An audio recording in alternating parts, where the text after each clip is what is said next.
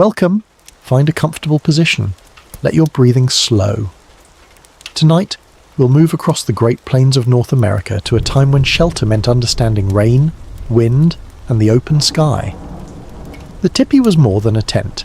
It was a carefully designed structure that kept families dry and warm even during violent thunderstorms. Over the next hour, we'll explore how it worked, how the shape shed water, how hides sealed themselves when wet, and how people slept peacefully while storms raged outside. Let the story unfold slowly. There's no hurry here. The Great Plains stretch across the centre of North America. Flat grasslands extend to the horizon in every direction. The sky dominates everything. It forms an immense dome from edge to edge, and beneath it, there is almost nothing to break the wind. No forests rise to shelter travellers. No caves offer refuge. No hills provide windbreaks. The land is open, and the weather moves across it without obstruction. This is where many Native American groups lived. The Lakota, Cheyenne, Blackfoot, Crow, and Kiowa built their lives on these plains. They followed bison herds moving with the seasons. Their homes had to move with them. The environment was harsh. Summer brought intense heat and sudden storms. Winter brought bitter cold. The wind was constant, sweeping unimpeded for 1,000 miles. And throughout the year, thunderstorms formed in the west, massive systems that moved fast and struck hard. These were not gentle rains. They came with high winds that could knock a person down, hail the size of stones, rain that fell sideways driven horizontal by the gusts, lightning that split the sky, thunder that rolled across the emptiness for miles. The storms built with frightening speed. A clear blue afternoon could turn green-black within an hour. The temperature would plummet. The air would smell of electricity and approaching rain. And then the deluge would come. In this landscape, shelter was not a comfort. It was survival.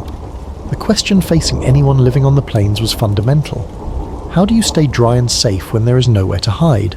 A human being standing alone on the open plains during a thunderstorm faces complete exposure. There are no trees to duck under, no rocky outcrops to press against, no depressions in the land deep enough to provide protection. The wind finds every surface. Rain strikes from multiple directions as gusts swirl and shift. Cold penetrates immediately through wet clothing.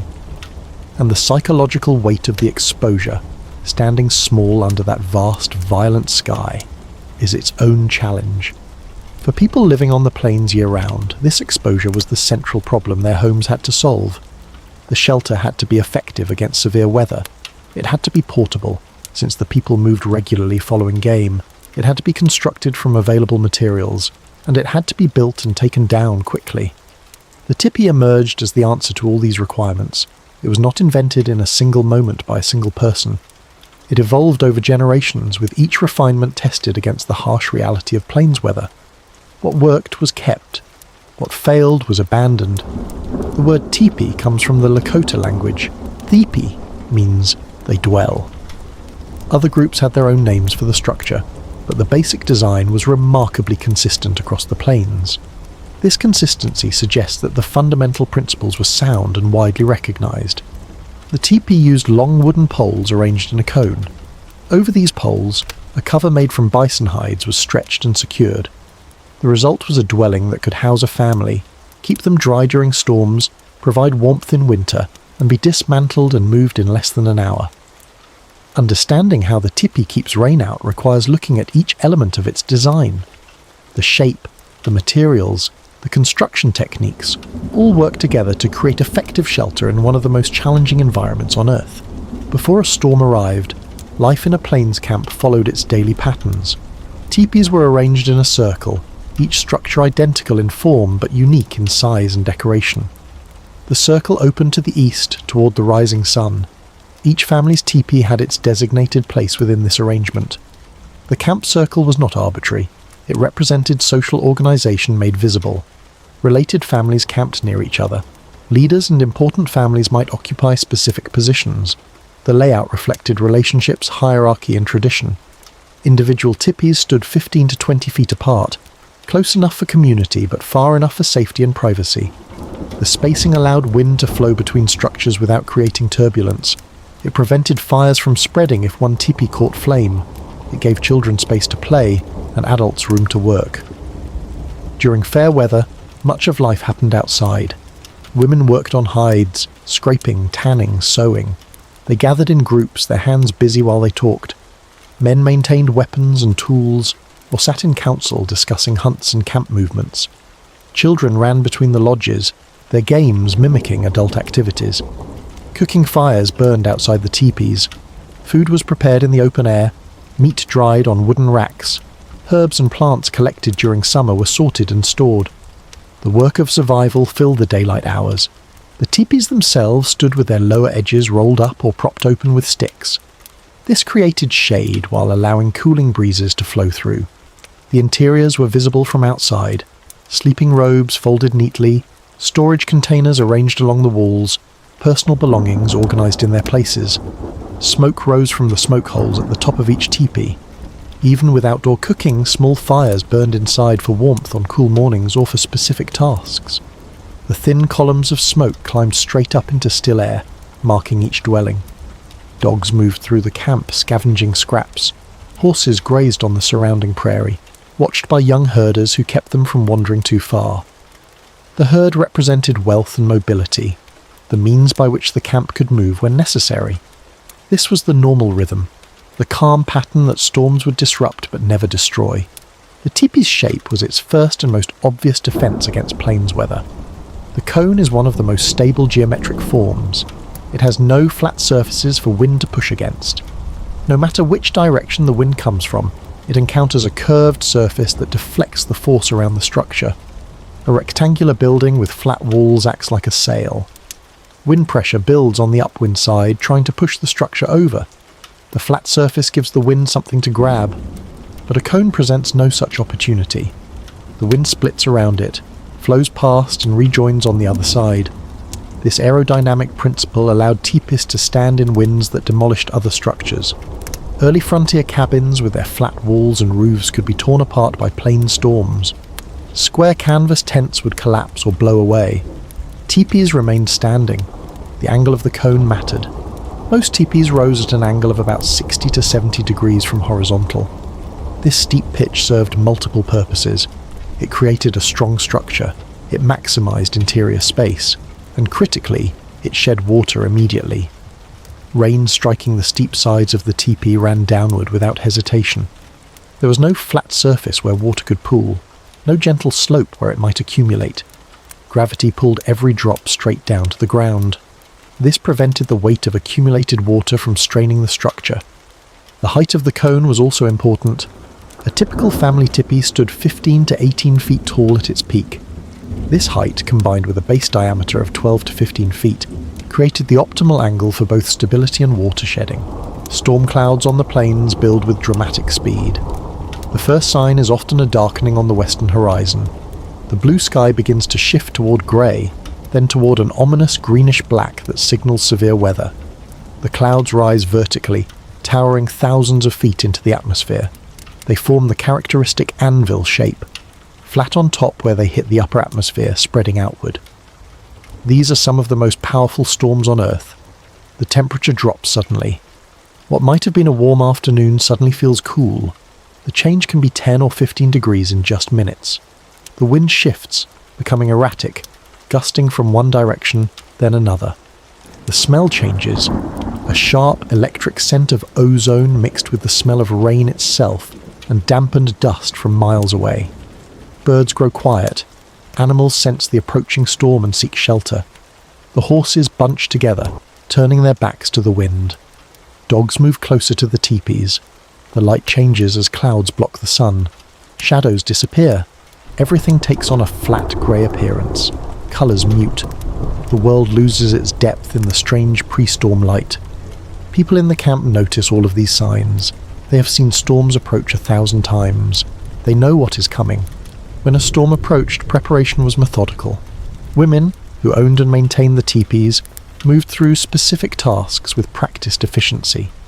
The first check was the stakes. These wooden pegs, driven into the ground around the perimeter of the teepee, held the bottom edge of the hide cover secure. Each stake was tested by hand. A loose stake was driven deeper or replaced. Additional stakes might be added at vulnerable points. The smoke flaps required attention. These two large triangular panels at the apex of the teepee controlled ventilation. Each had a long pole attached to its outer corner. These poles extended from the peak down to the ground, where they could be repositioned to adjust the flaps. The woman of the household would observe the approaching storm. Which direction was the wind coming from? How strong did it look? Based on this assessment, she would reposition the smoke flap poles. If wind was coming from the west, the western smoke flap pole would be moved to close or partially close that flap. The eastern pole would be adjusted to keep the eastern flap partially open. This created a configuration where rain and wind would hit the closed western flap, while smoke could still escape through the protected eastern opening. Objects that could blow away or be damaged by rain were brought inside. Tools, partially finished craftwork, and food that had been drying, all were gathered up and moved under cover. Children were called inside.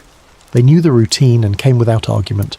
A storm was serious business, and even young children understood that it was time to be under shelter. All of this happened quickly but without panic. Storms were regular occurrences. The preparations were routine. Within 15 or 20 minutes of spotting the approaching clouds, the camp was ready. The Tipi cover was remarkable both as a piece of craftsmanship and as a functional item. Creating one required substantial labour, specialised knowledge, and considerable time. It was not work that could be rushed or done carelessly. The cover was the difference between life and death during a plains winter or a violent summer storm. The process began with fresh bison hides. A typical family-sized teepee required 15 to 20 hides, depending on the size of the teepee and the size of the individual hides. These had to be hides from animals killed at the right time of year, late summer or early fall, when the hides were in prime condition, but before the thick winter coat had fully developed. Timing the hunt for tipi hides was a calculation that balanced many factors. Too early in summer, and the hide would be thin, less durable. Too late in fall, and the winter fur would be so thick that processing became difficult. The ideal window was narrow, perhaps 6 to 8 weeks in late summer, when the bison had recovered from the lean winter, but before cold weather triggered the growth of heavy fur. The hides also had to come from mature animals. Young bison produced smaller hides that were less useful for large teepee covers. Very old animals sometimes had hides that were scarred or weakened. The best hides came from animals in their prime, 4 to 8 years old, healthy, well fed during the previous seasons. Each hide began as a heavy, bloody skin that had to be transformed into soft, workable leather. The weight of a fresh bison hide was substantial, 60 to 80 pounds or more depending on the size of the animal. Moving these hides, positioning them for work and manipulating them through the various processing steps required physical strength and endurance. The first step was fleshing, removing all meat, fat, and tissue from the inner surface. This was done with a scraping tool, often made from a bison leg bone shaped to a sharp edge. The bone was selected carefully, usually from the front leg where the bone was dense and strong. The scraper was shaped by breaking the bone at an angle, then grinding the edge against stone to create a chisel-like blade. The hide was staked out on the ground, flesh side up, and scraped repeatedly until clean. This was not quick work. A single hide might require hours of scraping, working methodically across the surface to remove every trace of flesh and fat. The scraper had to be held at the right angle. Too steep and it would cut into the hide itself, damaging it. Too shallow and it would not remove the tissue effectively. The person doing the scraping would work in sections, moving across the hide in overlapping passes. The tissue came away in strips and chunks that had to be cleared aside. The smell was strong, the raw smell of fresh meat and blood. Flies were attracted to the work and had to be brushed away constantly. As the scraping progressed, the hide's character became visible. Good hides were. Uniform in thickness, without thin spots or holes. Poor hides showed damage from old injuries, scarring, or places where insects had damaged the living animal. These problem areas had to be worked around in the later stages of pattern cutting. Once the fleshing was complete, the hide was flipped to work on the hair side. For teepee covers, the hair had to be removed completely. This was done through a different process than fleshing. The hide was soaked in water, sometimes for several days, until the hair loosened. Wood ash or other alkaline materials might be added to the water to speed this process. After soaking, the hair could be scraped away using the same bone tools but with different technique. The hair came away in patches, pulling free from the loosened follicles. This process left the outer surface of the hide rough and uneven, which would be addressed in later stages. Next came the tanning process. The Lakota and other plains groups used brain tanning, a technique that produced soft, pliable leather. Every animal has enough brains to tan its own hide. This was a practical observation encoded in traditional knowledge, passed down through generations. The brains were removed from the skull with care. A bison brain weighs perhaps 2 pounds, a mass of fatty tissue that contains the chemical compounds necessary for tanning. The brains were mixed with water to create a solution, sometimes heated gently to help dissolve the fats and make them more workable. The cleaned hide was soaked in this brain solution. This step was critical and could not be rushed. The hide needed to absorb the tanning agents throughout its thickness, not just on the surface. A hide might soak for a day or more, depending on its thickness and the temperature. The fatty acids and emulsifying agents in the brains broke down the proteins in the hide, preventing it from becoming stiff as it dried. The chemistry was complex, though the people doing the work understood it through experience rather than scientific theory. They knew that brains worked, that the process required thorough application, that rushing led to poor results. After soaking, the real work began, the working of the hide. The hide was wrung out to remove excess moisture, then stretched repeatedly while it dried. This working was constant and labour-intensive. If the hide was allowed to dry without working, it would become stiff raw hide, useless for a teepee cover. The hide was pulled, twisted, rubbed, and flexed. Every part of it had to be worked until the proteins broke down and reorganized into the soft structure of leather. This process might take hours for a single hide. The person doing the work could feel the transformation happening, the hide gradually becoming more pliable, more soft, more like leather, and less like raw skin. Sometimes the hide was worked over a wooden beam, pulling it back and forth to create friction and pressure. Sometimes it was twisted like a rope, wringing and stretching simultaneously. Sometimes it was simply pulled between two people, working different sections systematically. This was often communal work. Women would gather to process hides together, talking while they worked. The repetitive nature of the task allowed for conversation, for sharing of news and stories, for the maintenance of social bonds. Young girls would help with simpler tasks, learning by watching and doing. The final step was smoking. The softened hide was hung over a smouldering fire, usually fueled by cottonwood or other woods that produced the right kind of smoke. The setup was carefully controlled. A small fire in a pit, covered to restrict flame and create smoke, with the hide arranged above it like a tent. The hide was arranged so that smoke surrounded it, but heat did not reach it directly.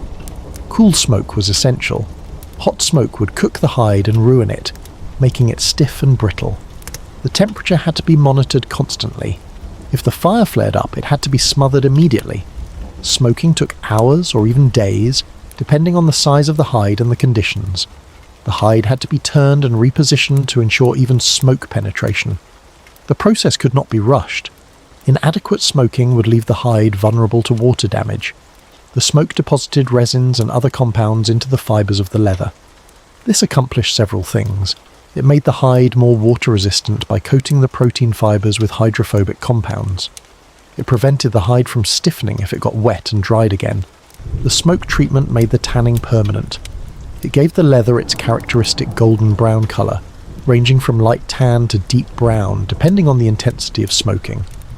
And it made the hide less attractive to insects, which might otherwise damage stored hides. The smell of smoked leather was distinctive, earthy, slightly sweet, with the particular character of whatever wood had been used for smoking. This smell would become associated with home, with safety, with the teepee itself. The result of all this work was a piece of leather that was soft, flexible, somewhat water-resistant and durable. But this was just one hide. A teepee cover required 15 to 20 such hides, each one processed through the same lengthy procedure. The total labour investment for preparing hides for a single teepee cover was measured in weeks or months. If a woman worked on hides full-time, setting aside all other tasks, she might process one hide every 2 or 3 days. 15 hides would take 6 to 8 weeks. But of course, life on the plains did not allow for such single-minded focus. Hide processing was done in parallel with all the other work necessary for survival, gathering food, preparing meals, making and repairing clothing, caring for children. In practice, preparing hides for a new Tipi cover might be a project that stretched across an entire summer, or even longer. Women would work on hides when time allowed, building up a collection of processed hides until enough were ready to be cut and sewn. Once enough hides were prepared, they had to be cut and sewn together. This was another phase of skilled work that required planning and precision. The pattern for a Tipi cover was a large semicircle, but creating this pattern from individual hides required careful thought. The hides were laid out on the ground, and women would plan the cutting. This was like a puzzle, arranging the hides to minimize waste while creating the right shape. Larger hides went in the center of the pattern where the cover would be widest. Smaller hides could be used at the edges where the semicircle narrowed. Each hide was different. Some were nearly square, others more rectangular. Some had irregular edges or problem areas that had to be avoided. The pattern had to accommodate these variations while still creating a cover that would fit properly on the pole framework. The cutting itself was done with sharp knives, following lines that had been marked with charcoal or other materials. The cuts had to be straight and clean. Ragged edges would not sew well and would create weak points in the finished cover. The edges of adjacent hides were overlapped slightly and sewn together with sinew thread. The sinew came from the long tendons that ran along a bison's spine. These tendons were dried, then split into thin fibres that served as incredibly strong thread. Preparing sinew for sewing was its own small craft. The dried tendons were pounded to separate the fibres, then split carefully to create strands of the desired thickness. Thick strands for structural seams that needed maximum strength. Thinner strands for detail work where bulky thread would be inappropriate. The sewing was done with bone needles. These needles were carefully made from bird bones or small mammal bones, hollow bones that could be shaped into needles with eyes for threading. The needles had to be very smooth and sharp. A rough needle would catch on the hide and make sewing difficult. A dull needle would not penetrate the leather cleanly. Before sewing, holes were punched in the hide using an awl, a sharp, pointed tool. The awl created clean holes that the needle could pass through without having to force its way through the tough leather. The holes were spaced evenly, perhaps a 1/4 inch apart, creating a line for the seam. Then the sinew thread was passed through with the needle, creating stitches that held the hides together. The stitches were pulled tight, creating strong seams. The tension had to be consistent. Too loose and the seam would be weak. Too tight, and the hide might tear at the stitch holes. Different stitching patterns were used for different purposes. Some seams used a simple running stitch, passing through both pieces of hide in a straight line. Others used a more complex stitch that created waterproof construction. Even before moisture caused the sinew to swell, the choice depended on where the seam was located and how much stress it would experience. This sewing work was lengthy and required good light. Women would work during the day, sewing steadily for hours. The work was hard on the hands, pushing needles through tough leather, pulling thread tight, maintaining consistent tension. Hands would become sore, fingers would develop calluses at the points where tools pressed. But this too was often communal work. Women would gather to sew together, working on different sections of the same cover or helping each other with their individual projects. The social aspect made the work more pleasant, and the combined knowledge of the group ensured quality results. An experienced woman could guide younger women, pointing out when stitches were uneven or when tension was wrong. The finished cover was massive, easily 100 pounds or more of leather. It took multiple people to move it and position it. The semicircular shape had to be checked for accuracy. The cover would be laid out and measured against the pole framework to ensure proper fit. At the top of the cover, pockets or reinforced holes were created to accommodate the smoke flap poles. These pockets were sewn carefully, reinforced to handle the stress of the poles and the adjustment of the flaps. The smoke flaps themselves were shaped carefully, 2 large triangular extensions that would form the adjustable opening at the peak. The edges of the smoke flaps received special attention. These edges would be exposed to weather and stress, so they were often reinforced with doubled leather or special stitching. The pockets that held the smoke flap poles were particularly critical. If these failed, the entire ventilation system would be compromised. Around the bottom edge of the cover, holes or loops were created for the stakes that would anchor the cover to the ground. These attachment points had to be strong, as they would experience significant tension when wind pulled on the cover. Reinforced patches of extra leather were often sewn around these holes to prevent tearing. Some covers were painted with designs. These paintings held cultural and spiritual significance. They might represent visions experienced by the teepee's owner, family history, important events in the community's past, or symbols of protection and power. The painting was done with pigments made from earth and minerals, red from iron-rich clay, yellow from other minerals, black from charcoal, white from chalk or certain clays. These pigments were ground fine and mixed with bison fat or bone marrow to create paint that would adhere to the leather. The designs were applied carefully, often by men who had the right to use certain symbols. Not everyone could paint any design. Some images were personal property, owned by specific individuals or families. Using someone else's design without permission was a serious offence. The paint served a practical purpose beyond its cultural significance. The mixture of pigment and fat created an additional water-resistant coating on the hide. The painted areas would shed water slightly better than unpainted areas. This was not the primary reason for painting, but it was a beneficial side effect. The entire process, from killing the bison to completing a finished painted tipi cover, could easily take 6 months or more. This was not a project undertaken lightly. A tipi cover represented an enormous investment of time, skill and labour. The cover also represented community. No one person could create a tipi cover alone. It required help at every stage, hunting the bison, processing the hides, sewing the pieces together. A finished tipi cover was evidence of family bonds, of friendships, of a functioning community where people helped each other with major projects. When a new tipi cover was completed, it was cause for pride. The woman who owned it had created something substantial and valuable. The cover would last for years, providing shelter through countless storms, keeping her family safe season after season. As the first drops of rain struck the tipi cover, a transformation began. The drops hit the taut hide with a sound like a hand drum, deep, resonant, organic. Each drop created a small impact that the entire surface registered. The drops were large and cold, the first heavy drops that fall before the main body of rain arrives. They struck irregularly at first, then more frequently, until they became a steady rhythm of impacts. The hide began to darken where the drops hit. Dry bison leather is a golden brown colour. Wet leather is darker, a rich brown that spreads outward from each drop like a stain. As more drops fell, more of the cover darkened until the entire surface took on this deeper colour. But something else was happening, something not immediately visible. The leather was absorbing moisture.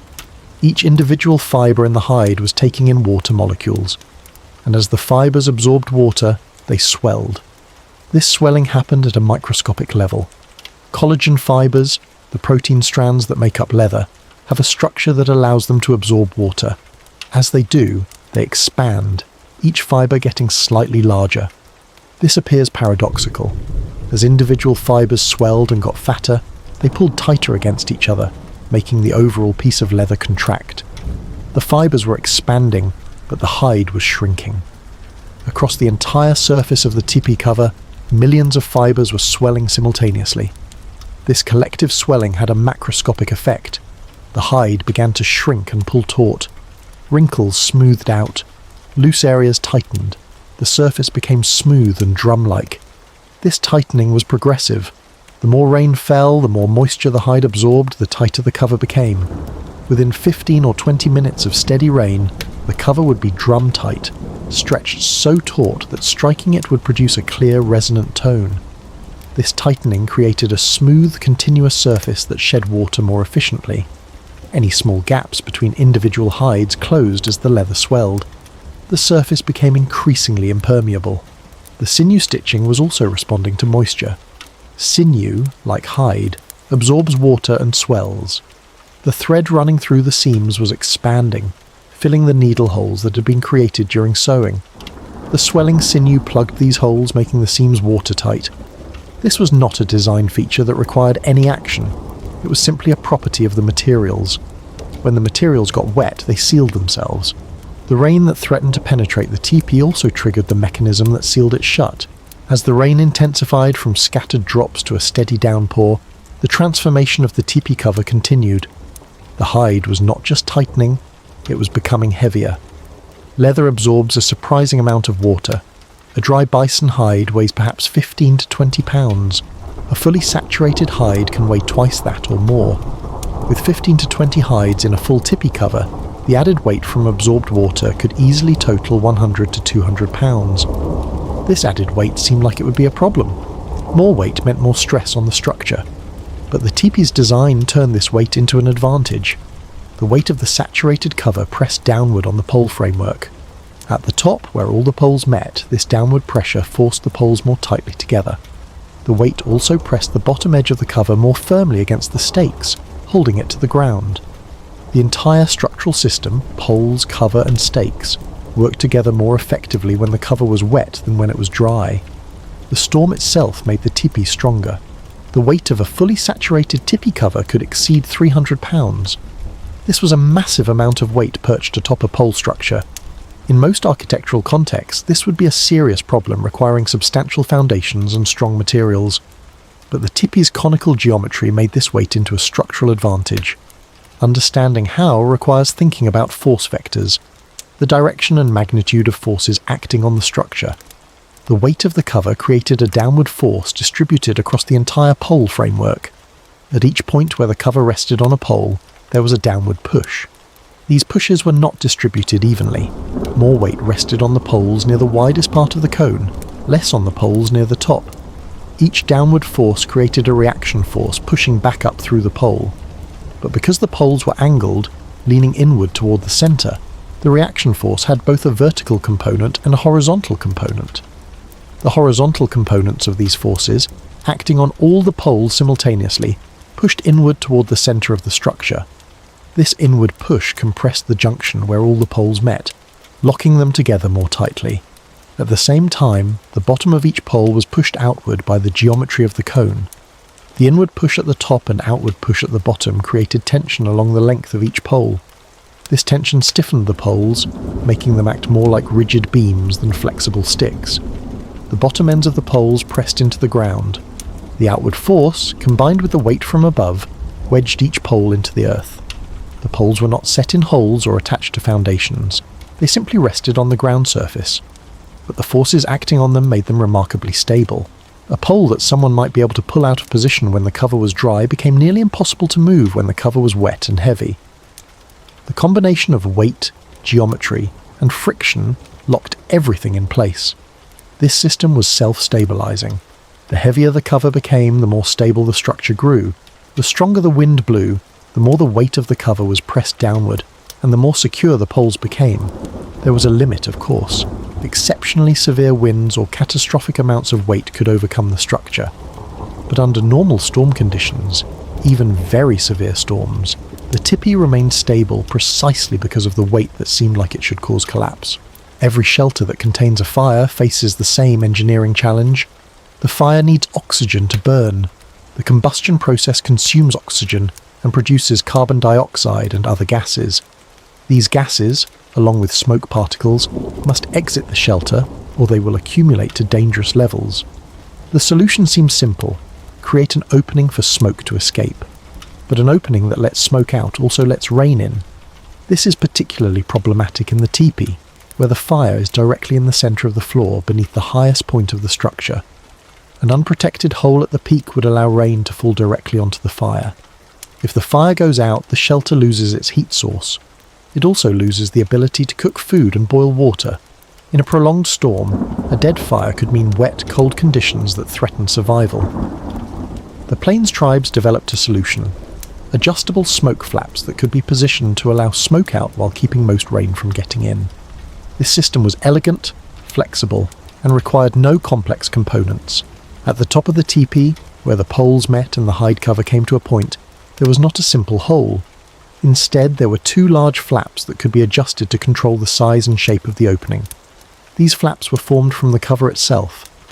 The semicircular piece of hide that made up the cover had two extensions at its uppermost edge. These extensions, when the cover was wrapped around the pole framework, became two triangular panels that flanked the smoke hole. Each flap had a long pole inserted into a pocket sewn along its outer edge. These poles extended from the peak of the teepee down to the ground outside. They were typically 12 to 15 feet long enough to reach from the smoke hole to where a person standing on the ground could grasp them comfortably. The poles acted as levers. By moving the base of a pole, a person could adjust the position and angle of the flap attached to it. Push the pole one direction, and the flap opened wider. Push it another direction, and the flap closed partially. The two flaps could be adjusted independently. This meant the smoke hole could take on different configurations. Both flaps open wide, one flap closed, one open, both partially closed with a narrow slot between them. Numerous combinations were possible. When no special adjustment was needed, during calm, clear weather, the poles simply rested against the side of the teepee. The flaps hung in their natural position, creating a moderate-sized opening at the peak. Smoke rose through this opening, and light from the sky illuminated the interior. When a storm approached and an adjustment was needed, someone would step outside and reposition the poles to create the optimal configuration for the current wind and rain conditions. The key to effective smoke flap adjustment was reading the wind. The person adjusting the flaps, usually the woman who owned the teepee, would step outside and observe. Which direction was the wind coming from? This was the most important question. The flap on the windward side, the side the wind was hitting, needed to be closed or partially closed. The flap on the leeward side, the side sheltered from the wind, could remain more open. The angle of the rain mattered too. Was it falling nearly vertical, or was it being driven horizontal by strong winds? Horizontal rain required tighter flap closure. More vertical rain allowed the flaps to remain more open. For a storm approaching from the west, the typical configuration would be to close the western flap substantially, perhaps bringing it nearly to the centre of the smoke hole. The eastern flap would be adjusted to overlap the western flap slightly, while still leaving a narrow channel for smoke to escape. This created a protected opening. Wind and rain striking from the west hit the closed western flap and were deflected. Smoke rising from inside the teepee could still exit through the narrow channel between the overlapping flaps. This channel was sheltered from direct rain by the flap arrangement. The exact positioning required judgment and experience. Close the flaps too much, and smoke would back up into the teepee, making the interior smoky and unpleasant. Leave them too open, and rain would pour in. The goal was the narrowest opening that still allowed adequate smoke escape. The adjustment was not usually a one-time thing. As the storm progressed, the wind direction might shift. Someone would need to go back outside and readjust the flaps to accommodate the new wind direction. This was part of the ongoing work of maintaining the teepee during a storm. Communication between inside and outside helped. The people inside would report whether smoke was building up. If it was, the flaps needed to be opened slightly more. If rain was dripping from the smoke hole, the flaps needed to be closed more tightly. Through this iterative process of adjustment and feedback, the optimal configuration would be found. And once found, it usually remained stable unless the wind shifted significantly.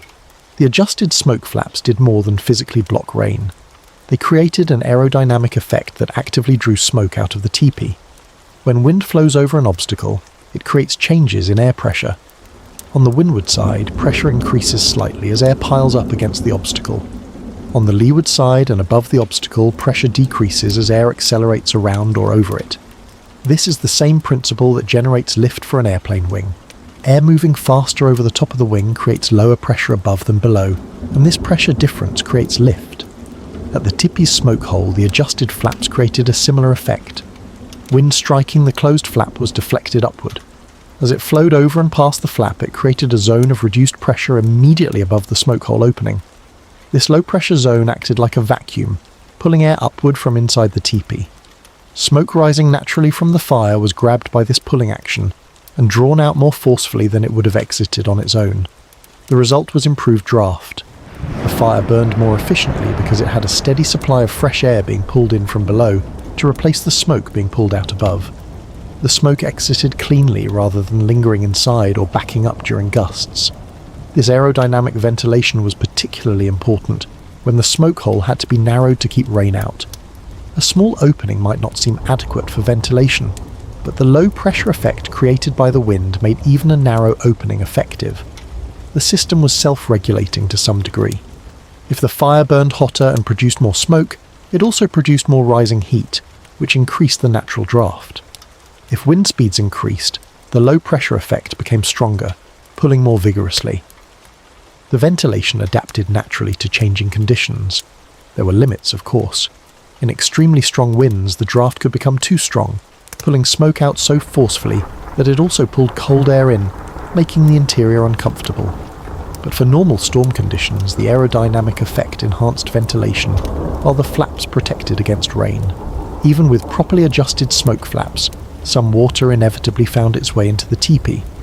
The smoke hole, no matter how carefully configured, was still an opening where rain could potentially enter. The most common entry point was along the poles themselves. The poles extended through the smoke hole area, creating small gaps where the hide cover couldn't seal completely around them. Rain could run down the outer surface of a pole, reach the point where it passed through the cover, and continue running down the inner surface. This water did not fall directly into the living space. The poles extended from the ground to the peak, passing through the interior of the teepee. Water running down the inside of a pole simply continued down to where the pole met the earth at the teepee's edge. This water was kept away from the central living space by the natural organisation of the interior. The area where the poles met the ground was at the periphery, behind the main sitting and sleeping areas. Any water running down the poles pooled harmlessly at the teepee's edge or soaked into the ground. The amount of water that entered this way was usually small, just to trickle down one or two poles on the upwind side. It was not a torrent or a significant volume. It was manageable moisture that did not threaten the fire or make the interior uncomfortable. The acceptance of a small amount of water penetration was practical engineering. The Tipi design accepted that some moisture might enter, but ensured that this moisture went to places where it caused no harm. Inside the teepee, suspended from the poles and hanging down to floor level, was a feature that many visitors never understood: the ozan, or inner liner. This was not simply decoration or an afterthought. It was a critical component of the teepee's environmental control system, as important as the outer cover itself. The ozan was a second wall, made of hide or later canvas, that created an inner room within the teepee.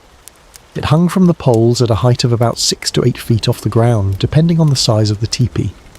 At that point, the liner dropped straight down, following roughly the angle of the outer cover but separated from it by a gap.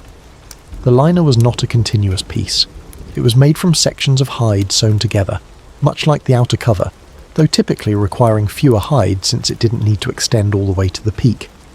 8 to 12 hides might make a liner for a family teepee, about half the number needed for the outer cover. The construction of the ozan followed similar principles to the outer cover, but with some key differences. The hides used for liners didn't need to be as heavily smoked or treated for water resistance, since they would be protected from direct rain by the outer cover. However, they still needed to be properly tanned to remain soft and flexible. The liner was attached to the poles using rawhide ties or leather loops. These attachments were positioned at the 6 to 8 foot height, creating a horizontal line around the interior of the teepee where the liner was suspended. The attachment method had to be secure, but also allow for easy removal and reinstallation, since the liner might be taken down for cleaning, repair, or seasonal adjustment. At the bottom, the ozan did not simply end in mid-air. This was crucial to its function. The bottom edge of the liner extended all the way to the floor and was tucked underneath the floor coverings, the mats and robes that people sat and slept on. This tucking created a seal, making the ozan into a complete inner envelope rather than just a partial wall. The tucking was done carefully. The edge of the liner was laid flat on the ground, then the floor mats were placed over it, then the sleeping robes on top of that. The weight of these layers held the liner firmly in place and created an effective seal against drafts at floor level. The result was a double-walled structure with distinct inner and outer rooms. The space between the outer cover and the inner liner became an air channel. The living space was now inside the ozan, not simply inside the teepee cover. This created a fundamentally different shelter environment than a single-wall teepee would provide. This double-wall design was sophisticated in ways that were not immediately obvious. To someone unfamiliar with teepees, the liner might seem like simple decoration, or perhaps just a way to make the interior more attractive. But its true purpose was environmental control, managing both temperature and moisture in ways that dramatically improved comfort. The ozan did not extend all the way to the top of the teepee. It stopped at the 6 to 8 foot height, leaving the upper cone above it open. This meant the smoke hole area was outside the liner, in the space between the two walls. Smoke rose above the ozan and exited through the smoke hole without ever entering the living space proper. This separation was important for air quality.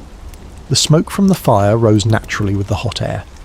By keeping the smoke hole area outside the liner, the teepee ensured that smoke had a clear path out without having to pass through the breathing space where people sat and slept. The height at which the liner was suspended was not arbitrary. 6 to 8 feet was high enough to be well above people's heads when sitting, eliminating any feeling of being closed in or confined. It was also the height where the cone of the teepee began to narrow significantly, making it a natural transition point between the living space and the smoke space. The gap between the outer cover and the liner varied depending on the exact dimensions of the teepee and how the liner was positioned. In a typical family teepee, this gap might be 6 inches to a foot wide at the attachment height, narrowing toward the bottom where both the cover and liner followed the cone shape. The bottom seal, where the ozan was tucked under the floor coverings, was critical to the system's function. This seal prevented cold air from entering the living space at floor level. Without it, cold air could flow directly across the floor, creating drafts that would make sitting and sleeping uncomfortable. The seal also prevented the liner from billowing or moving in response to air currents.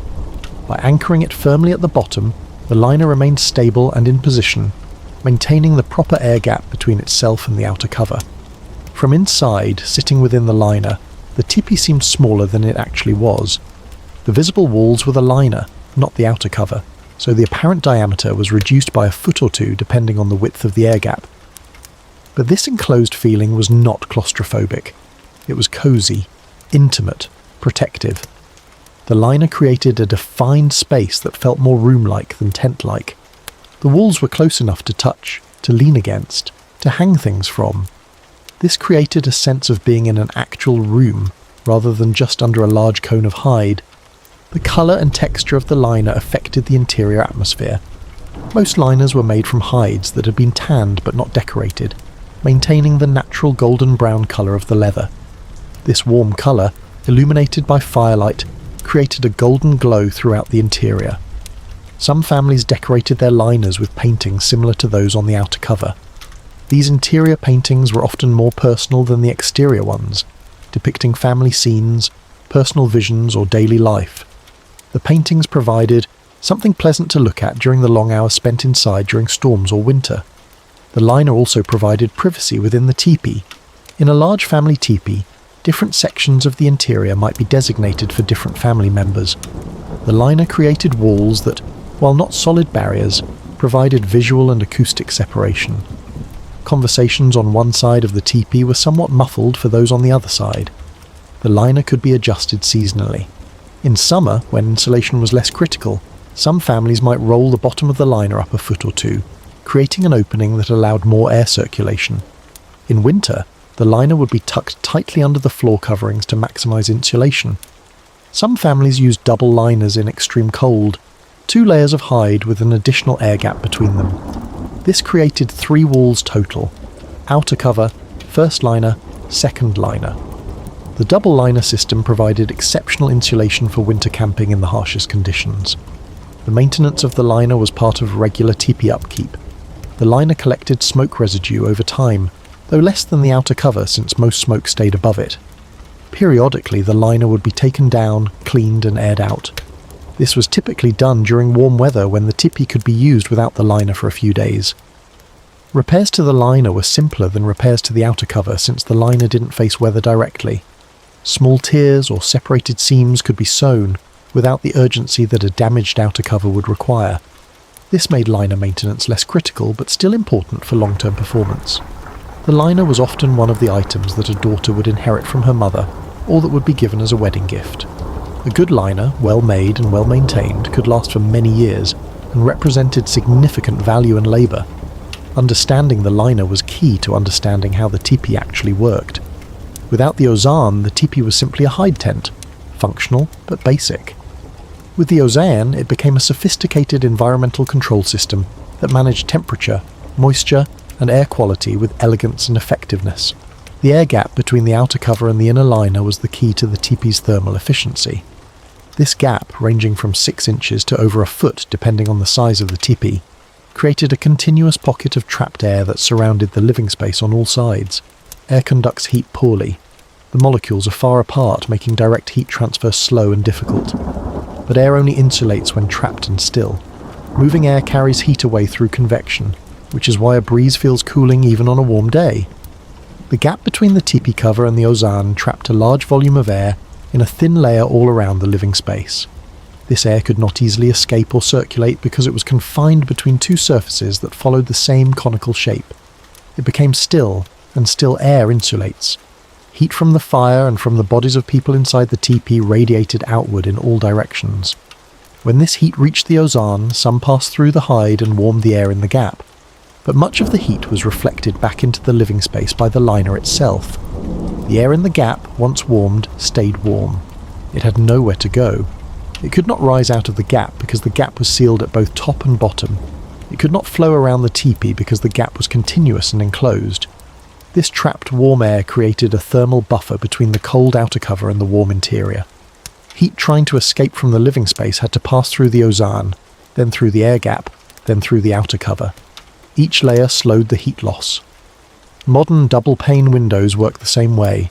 A single pane of glass conducts heat readily from inside to outside. Two panes with an air gap between them dramatically reduce heat transfer. The air gap interrupts the direct path for heat to flow. The Tipi's air gap performed the same function. The outer cover, cold and wet from the rain, would otherwise conduct heat rapidly out of the living space. But the air gap broke this connection. The cold outer cover was thermally isolated from the warm interior by a layer of trapped air. The width of the gap mattered. Too narrow, less than a few inches, and convection currents could still transfer heat across it. The air near the warm inner surface would heat up and try to rise, while the air near the cold outer surface would cool and try to sink. These convection currents could move heat across the gap, but too wide, more than a foot or so, created problems as well. Large convection cells could form within the gap itself. Air would circulate within the gap, carrying heat from the warm side to the cold side more effectively than still air would. 6 to 12 inches hit the sweet spot. Convection across the gap was prevented, but large circulation patterns within the gap could not form. The Tipi builders, through generations of experience, had arrived at this optimal dimension without needing to understand the physics in modern terms. The air gap also worked in reverse during hot weather. When the sun beat down on the outer cover, heating it significantly, the air gap prevented this heat from readily transferring to the interior. The hot outer cover heated the air in the gap, but this hot air had difficulty transferring its heat across the gap to the liner. The result was a cooler interior than a single-wall teepee would provide.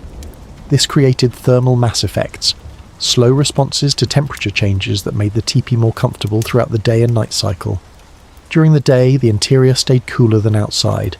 At night, heat accumulated in the hide, and trapped air during the day was released slowly, keeping the interior warmer than outside. The temperature inside the teepee was more stable, less subject to the dramatic swings that occurred outside. The width of the air gap could be adjusted to some degree by how the liner was positioned and attached. A liner hung closer to the outer cover created a narrower gap with less insulation but more interior space. A liner hung further from the outer cover created a wider gap with more insulation but less interior space. Families made these adjustments based on their priorities in the season.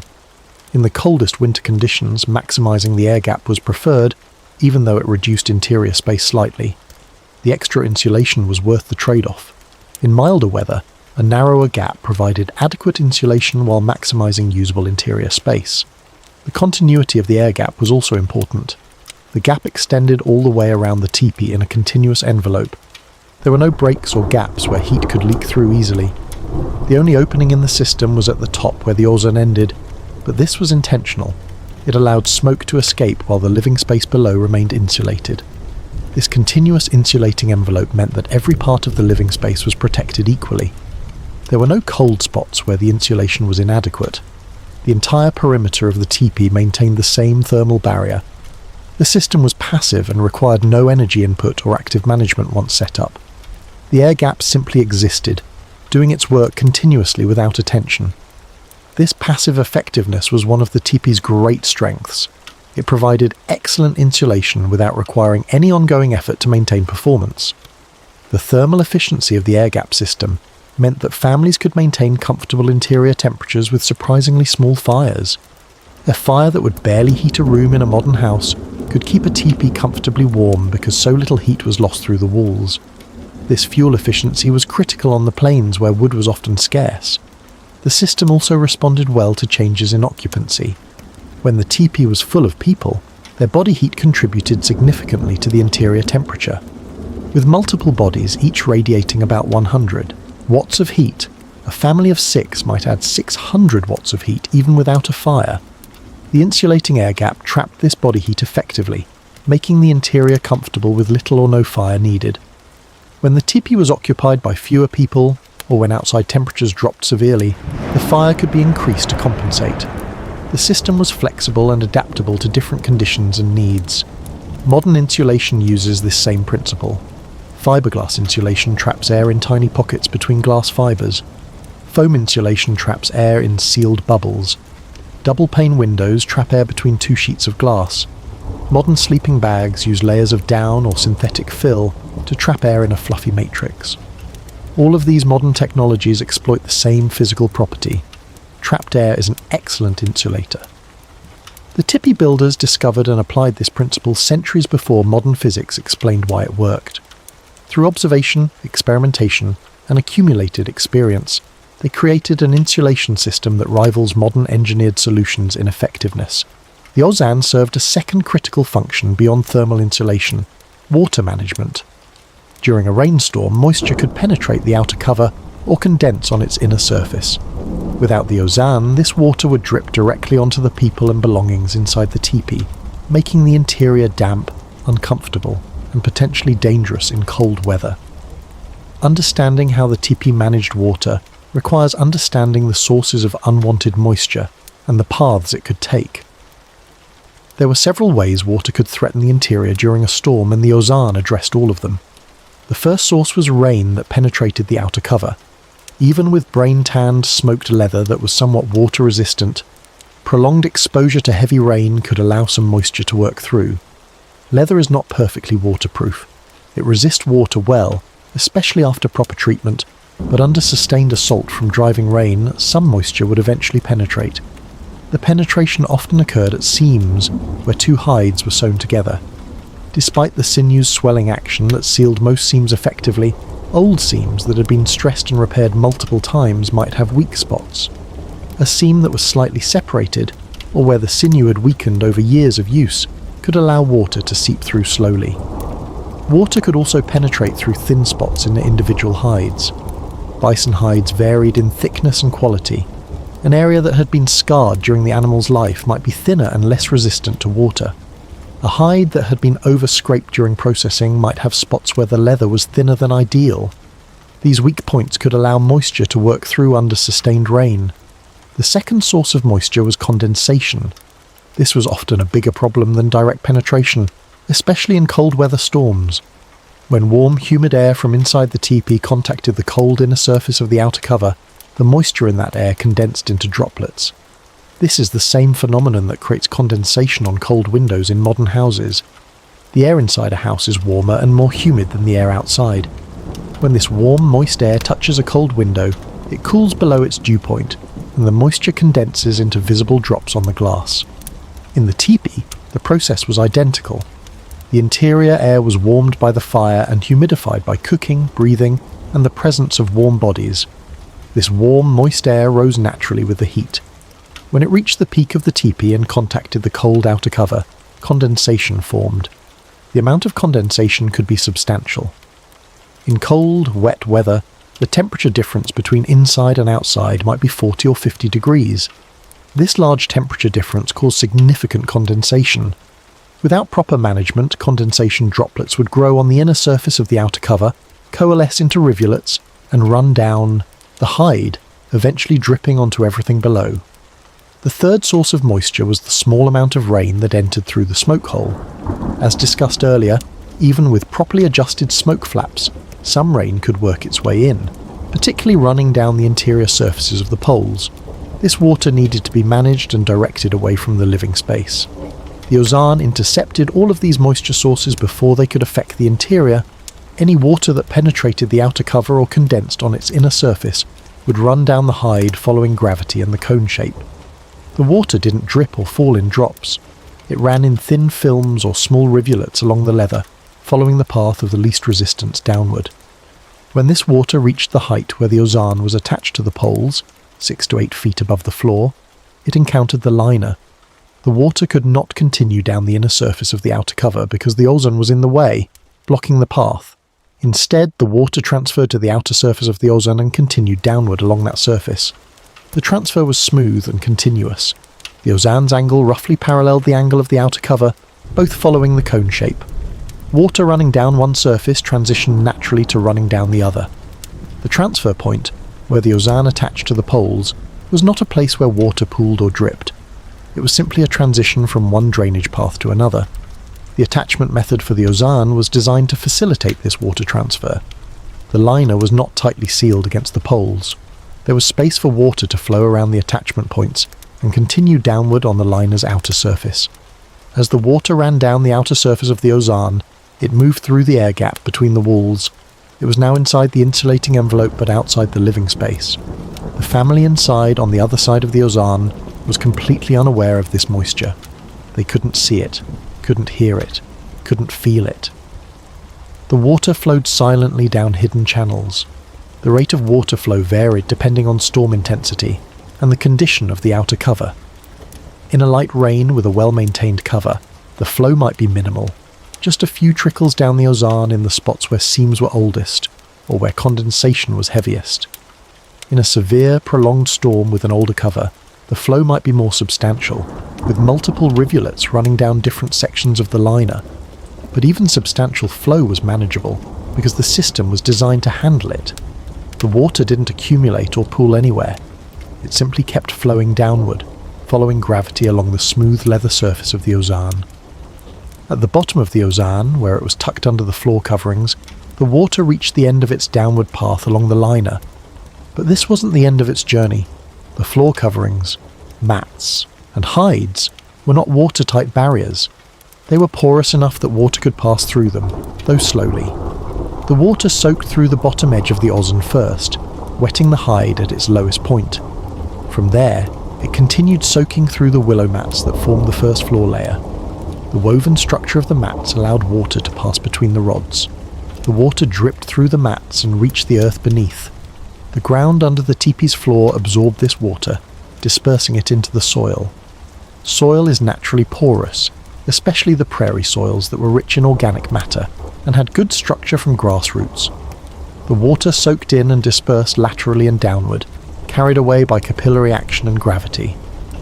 Because the teepee floor was not sealed to the ground, there was no wooden floor or foundation, water could drain freely into the earth.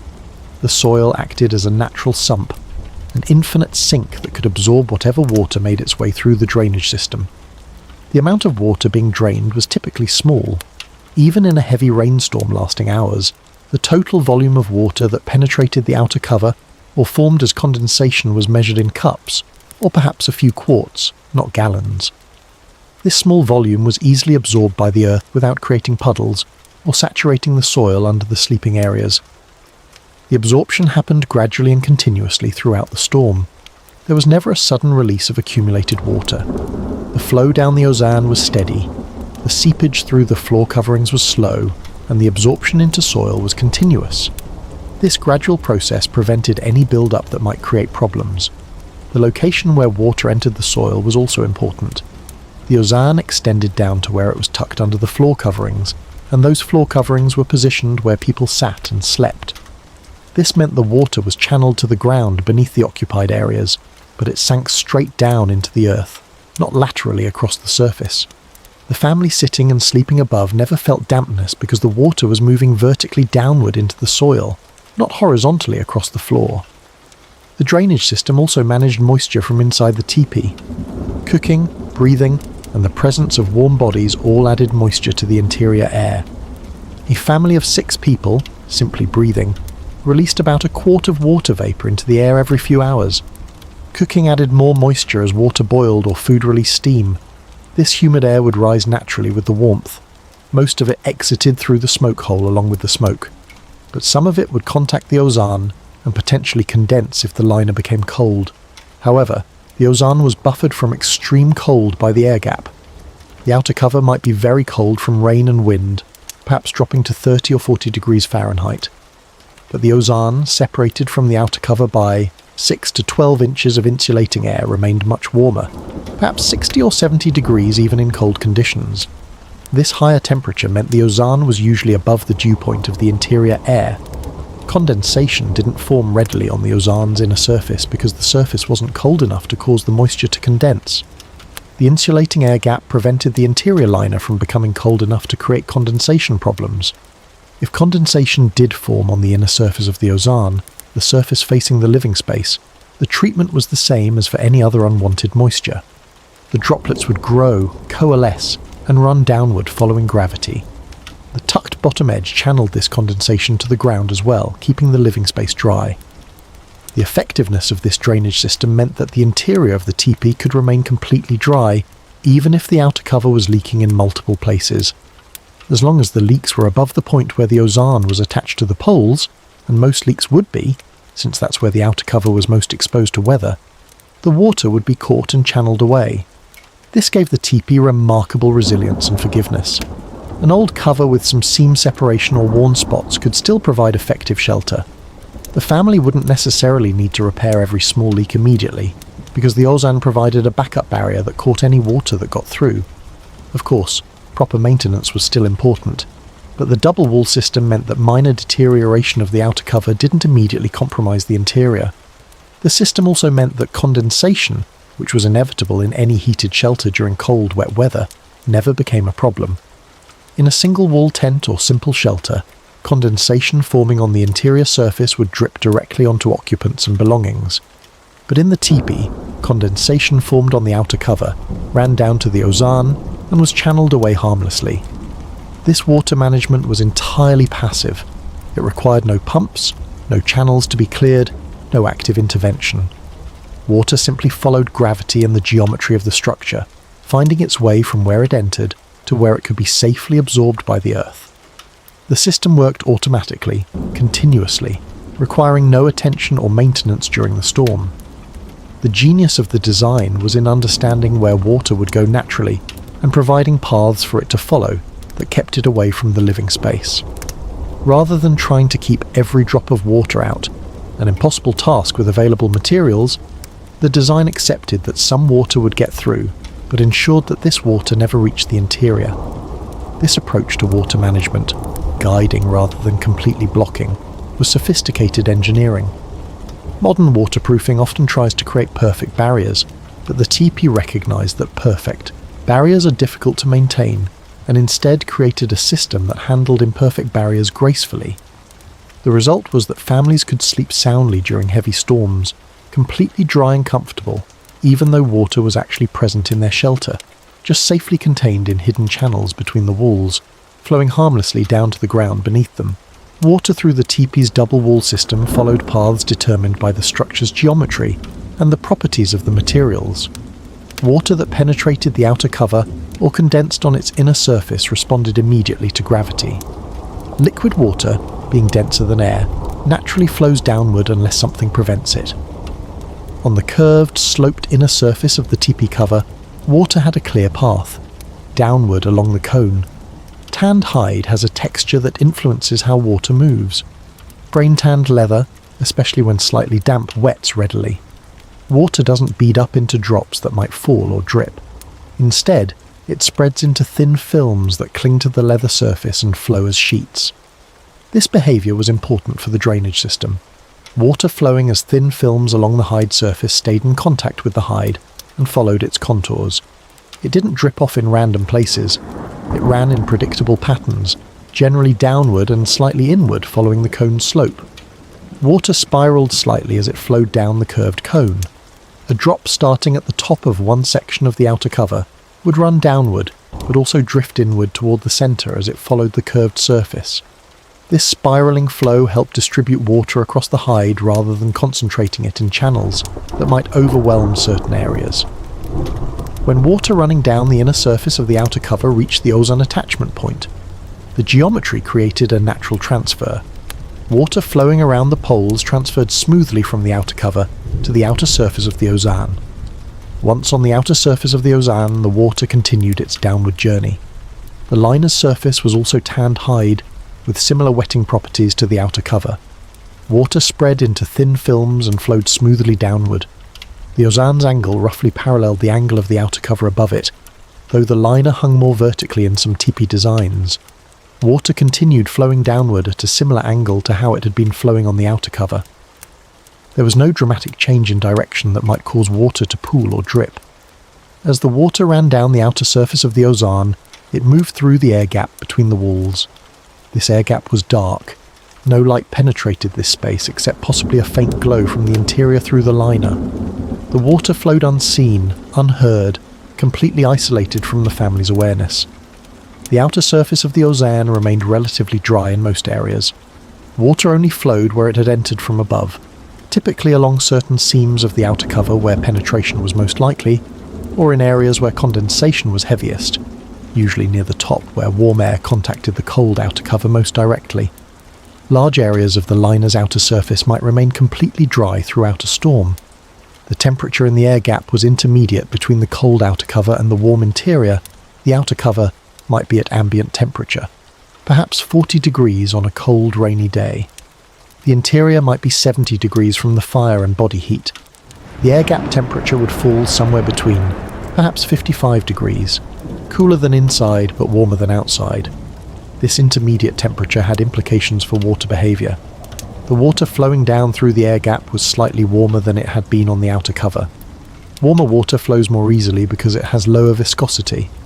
This meant the water in the air gap flowed freely rather than becoming sluggish or starting to freeze, which could happen in very cold weather if the water were exposed directly to outside temperatures. At the bottom of the ozan, the geometry changed. The liner didn't just end, it extended to the floor and was tucked underneath the floor coverings. This created a horizontal section where the liner transitioned from vertical to horizontal.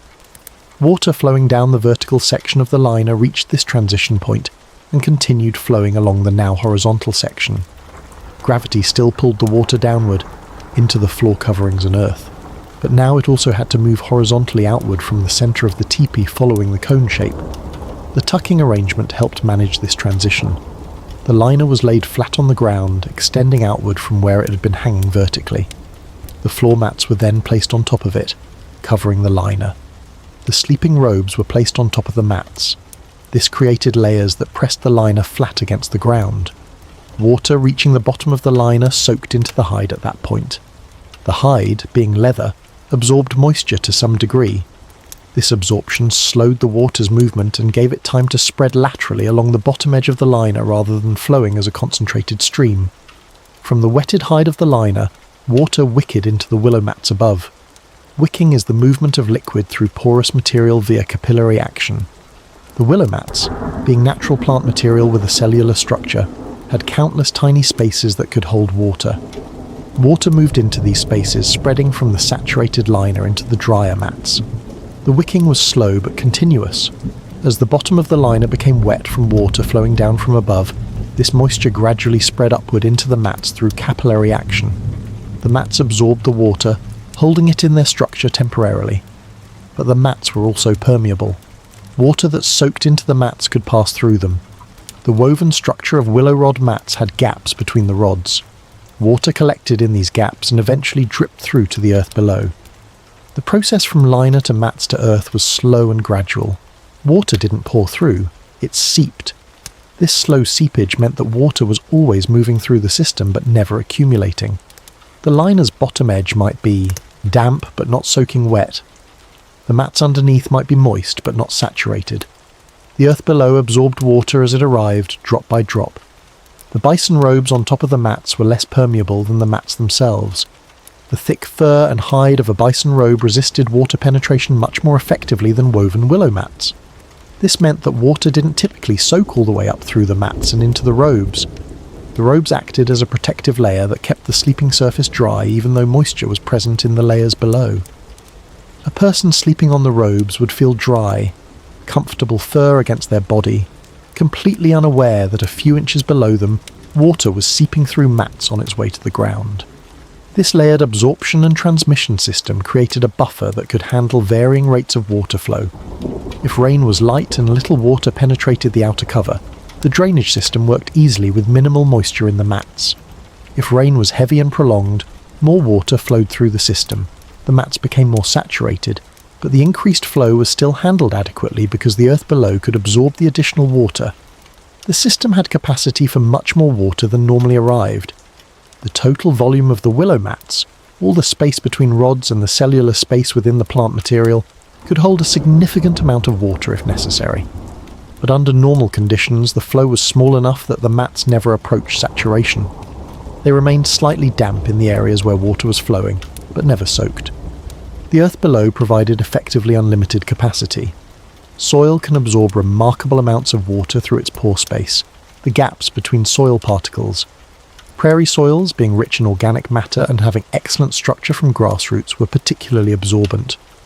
The water soaking down from the mats dispersed into the soil and moved away laterally and downward, carried by gravity and capillary action through the soil structure. Over the course of a long storm lasting many hours, the cumulative amount of water channeled through the system might total a quart or two per section of the teepee. This doesn't sound like much, but it was significant enough that without proper management, it would have made the interior damp and uncomfortable. The drainage system handled this volume completely, keeping the living space dry throughout. The geometry of the system also meant that different areas of the teepee floor experienced different moisture levels. Areas directly under parts of the outer cover that leaked more, typically older seams or thinner sections of hide, had more water flowing through their drainage channels. Other areas remained essentially dry. But because each section of the system operated independently, water flowing down in one area didn't affect other areas. These variations didn't matter. A family could identify drier areas and place important items there if desired, though typically the entire sleeping area remained dry enough that such precautions weren't necessary. The drainage system also handled water that entered through the smoke hole and ran down the poles. These poles extended from the ground to the peak, passing through both the outer cover and the ozan attachment points. Water running down the inside of a pole would drip to the ground where the pole met the earth. This water was minimal, just a trickle down one or two upwind poles, and it landed at the periphery of the teepee, well away from the central living space. The small amount of water simply soaked into the ground where it fell, joining the water being channeled down through the floor coverings from the ozan drainage system. The complete water management system, outer cover shedding most rain, ozan catching what penetrated or condensed, floor layers transmitting water to earth, worked as an integrated whole. No single element could do the job alone, but together they created a shelter that remained dry inside even during prolonged heavy rain. This sophisticated water management was achieved with materials available on the plains: bison hide, willow rods, and earth. No synthetic waterproofing, no plastic vapor barriers, no mechanical drainage. Just intelligent use of natural materials and careful attention to geometry and material properties. The air gap between the outer cover and the ozan created a ventilation system that brought fresh air into the teepee without creating uncomfortable drafts. The bottom edge of the outer cover did not touch the ground all the way around. There was a gap of several inches between the cover and the earth. This gap allowed air to enter the space between the walls. During a storm, cold air from outside was drawn into this gap. But this cold air did not blow directly across the floor where people sat and slept. Instead, it entered the channel between the outer cover and the ozan. Once in the gap, the cold air began to be affected by heat from the living space. The ozan was warm on its inner surface because of the fire and bodies on the other side. This warmth radiated through the hide of the liner into the air gap. The cold air in the gap, as it absorbed this heat, became less dense. Less dense air rises, so the cold air that had entered at ground level began to move upward through the channel between the walls. As it rose, it continued to be warmed. It passed alongside the full height of the warm living space, separated only by the thickness of the ozan hide.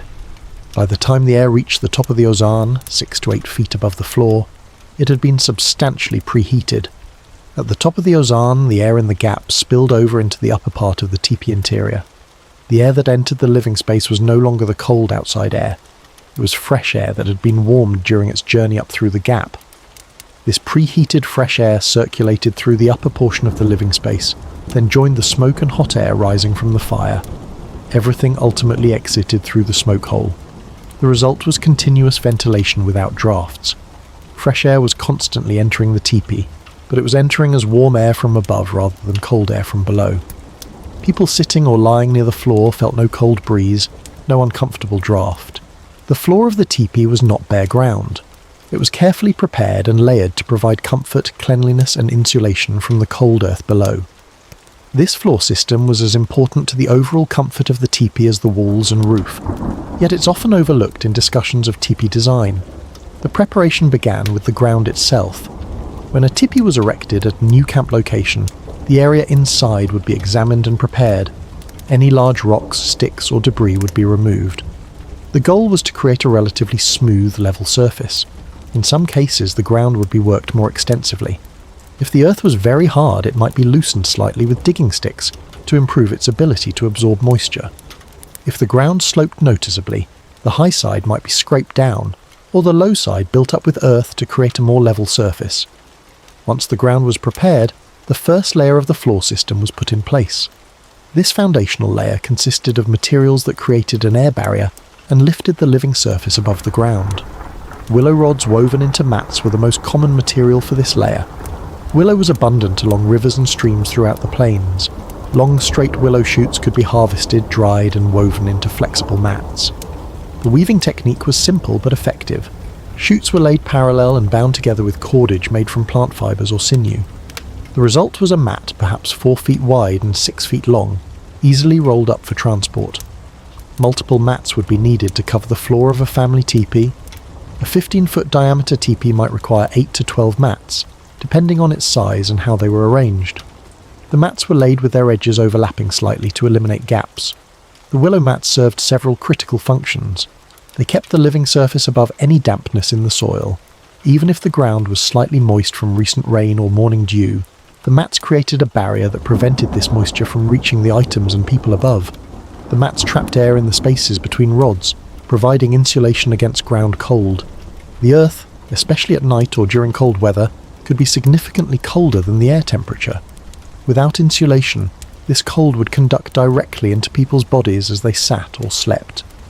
The air gaps in the willow mats slowed this conductive heat transfer, keeping the floor warmer.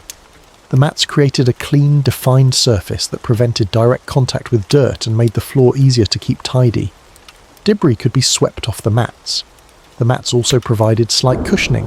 While not soft like padding, the woven willow had some give that made sitting more comfortable than sitting on hard ground. The willow mats required maintenance and eventually needed replacement. They would wear out over time from the abrasion of daily use. They might break or develop gaps as individual rods deteriorate. A family would typically remake their floor mats every few years or repair them by replacing damaged sections. In regions where willow was not available, similar mats were made from bundled grasses, reeds, cattails, or other plant materials. The specific material varied by location and what grew nearby, but the principle remained the same: create a woven layer that trapped air and lifted the living surface off the ground. Some families used additional materials in the floor system. Dried grass or prairie hay might be spread under the willow mats to add more insulation. In winter, this extra layer could make a significant difference in comfort. The grass compressed under use but still provided additional air-trapping thickness that slowed heat loss to the ground. On top of the mats, particularly in the areas used for sitting and sleeping, thick bison robes were laid fur side up. These robes were the key to transforming the functional floor into a comfortable living and sleeping surface. A bison robe was a hide with the fur still attached. The hide side was tanned to make it flexible, but unlike teepee cover hides, the fur was left in place. The result was a heavy, warm covering with thick fur on one side and soft leather on the other. Winter bison robes were particularly prized for floor covering. These robes came from animals killed in late fall or winter when the bison's coat was at its thickest. The fur on a winter robe could be 3 or 4 inches deep, creating a substantial layer of insulation and cushioning. The fur trapped air very effectively. Each hair shaft and the spaces between hairs created countless tiny pockets that held still air. This trapped air is insulated against both cold and ground hardness. A person sitting or lying on a bison robe was separated from the ground by several inches of air-trapping fur. A single bison robe was large, typically 6 to 8 feet across, and heavy, weighing anywhere from 20 to 40 pounds, depending on whether it was a summer or winter hide and how much fur it retained. This weight was actually beneficial, as it helped keep the robe in place and added to the sense of substantial, quality bedding. Multiple robes were used in different areas of the teepee floor. In the sleeping areas around the perimeter where people would spend the night, robes were layered for maximum comfort and insulation. A bottom robe, perhaps an older one that had lost some of its fur softness, would be placed fur up on the mats. A top robe, kept in better condition, would be placed over the bottom one, also fur up. This created a sleeping surface that was both soft and warm. In areas where people sat during the day but didn't sleep, a single robe might be sufficient. These sitting areas still needed to be comfortable for extended periods of sitting, talking and working, but didn't require the maximum comfort of the sleeping areas. The centre area, around the fire pit, was kept relatively clear of robes. The fire zone needed to remain accessible for fire tending, cooking and other activities that involved heat and potential sparks. Only the willow mats covered this central area. This prevented the danger of robes catching fire or being damaged by sparks. Some families used special fire protective mats in the immediate area around the fire. These might be made from less flammable materials or treated with clay to make them more fire resistant. A spark landing on these mats would be less likely to start a fire than one landing on fur or untreated grass mats. The boundary between the bare mat area and the robe-covered area was typically 3 to 4 feet from the fire pit. This distance was enough to prevent normal fire activity from threatening the robes, while still keeping the comfortable seating and sleeping areas reasonably close to the warmth of the fire. The arrangement created distinct zones in the teepee floor.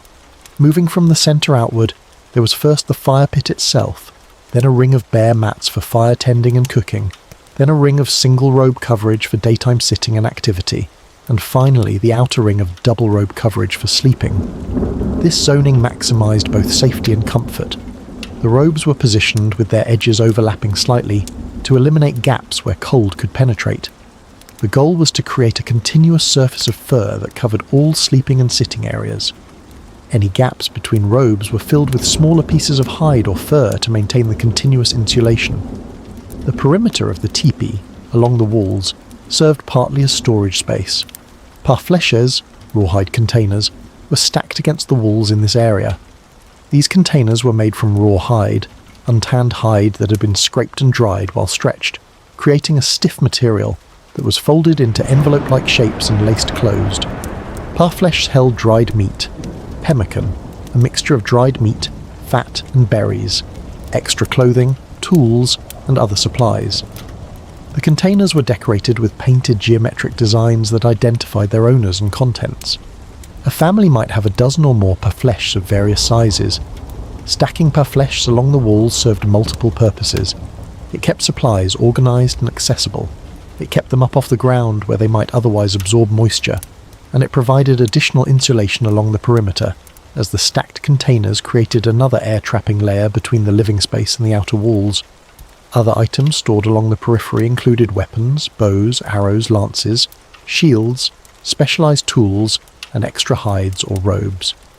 Everything had a designated place, and keeping things organised was important in the limited space. A well-organised teepee felt larger and more comfortable than a cluttered one. The floor arrangement created a natural flow from public to private space. The centre was the most public area. Anyone could approach the fire, and it was where communal activities happened. The middle ring was semi-private, family members working or resting together, but still in a shared space. The outer ring was most private, individual sleeping spaces where each person or couple had their designated area. This zoning also followed a temperature gradient. The centre near the fire was warmest. The middle ring was pleasantly warm from the fire's radiant heat. The outer ring was cooler, as it was furthest from the fire and closest to the walls, but still comfortable because of the excellent insulation provided by the double walls, the floor layers, and the sleeping robes.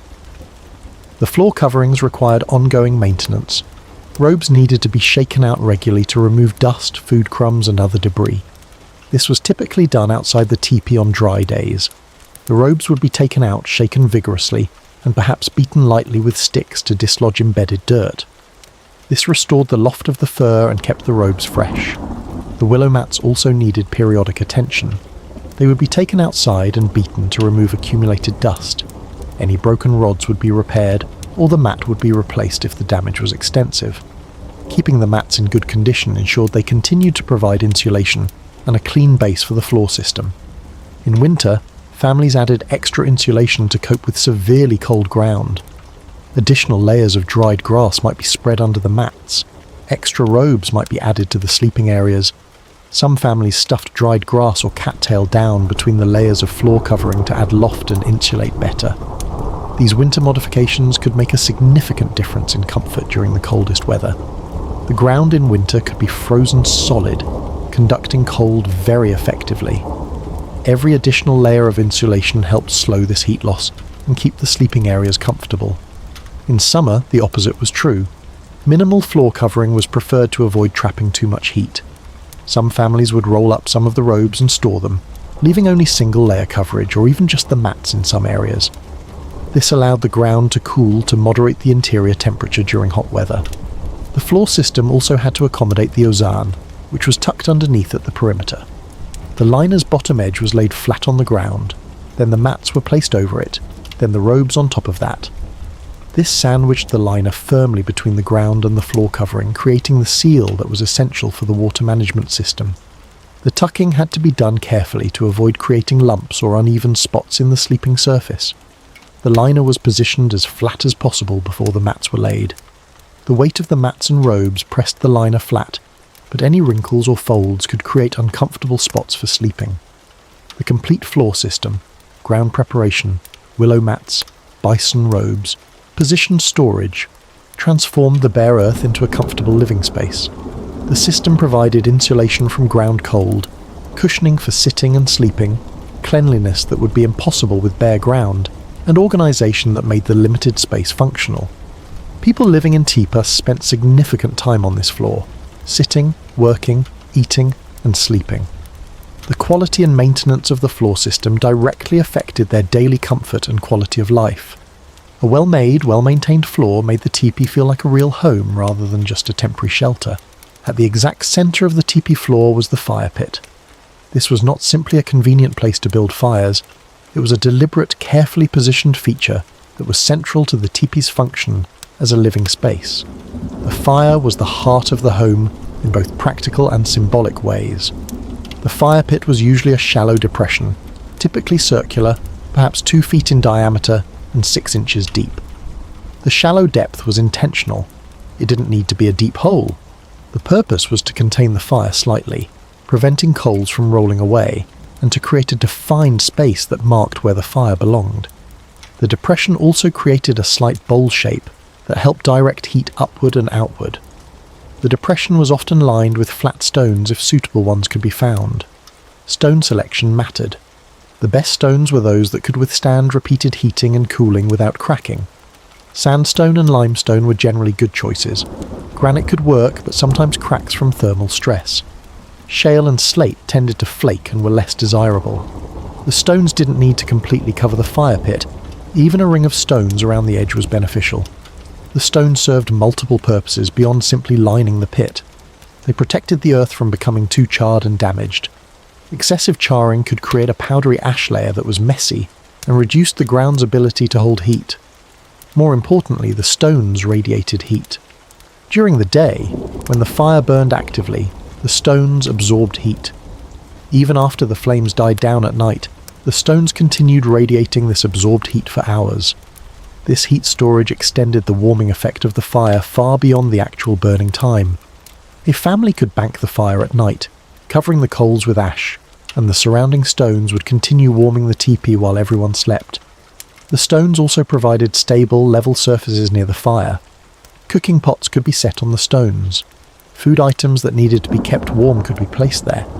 Tools that needed heat treatment could rest on the stones. The flat surfaces were much more useful than the irregular ground would have been. Finding good fire stones required attention during travels. Suitable stones weren't always available at every campsite, especially on the open plains where surface rock was scarce. Families would collect stones when they found them, carrying them from camp to camp despite their weight. A set of good fire stones, tested through repeated use and proven not to crack, was valued and carefully maintained. Some families had fire stones that had been used for years, even generations. These stones showed their age, blackened by smoke, smooth from handling, sometimes with depressions worn into their surfaces from repeated use. But they worked reliably, and their proven performance made them worth keeping and carrying. The central location of the fire was critical to the teepee's function. Heat radiates equally in all directions from a point source. By placing the fire at the centre, every part of the living space received roughly equal heating. No side of the teepee was dramatically warmer or colder than any other. The fire was built with care and maintained with constant attention. Fire-making required skill, and keeping a fire burning efficiently required knowledge and practice. The fire in a teepee was not a roaring bonfire. It was a controlled, moderate fire sized appropriately for the space and the available fuel.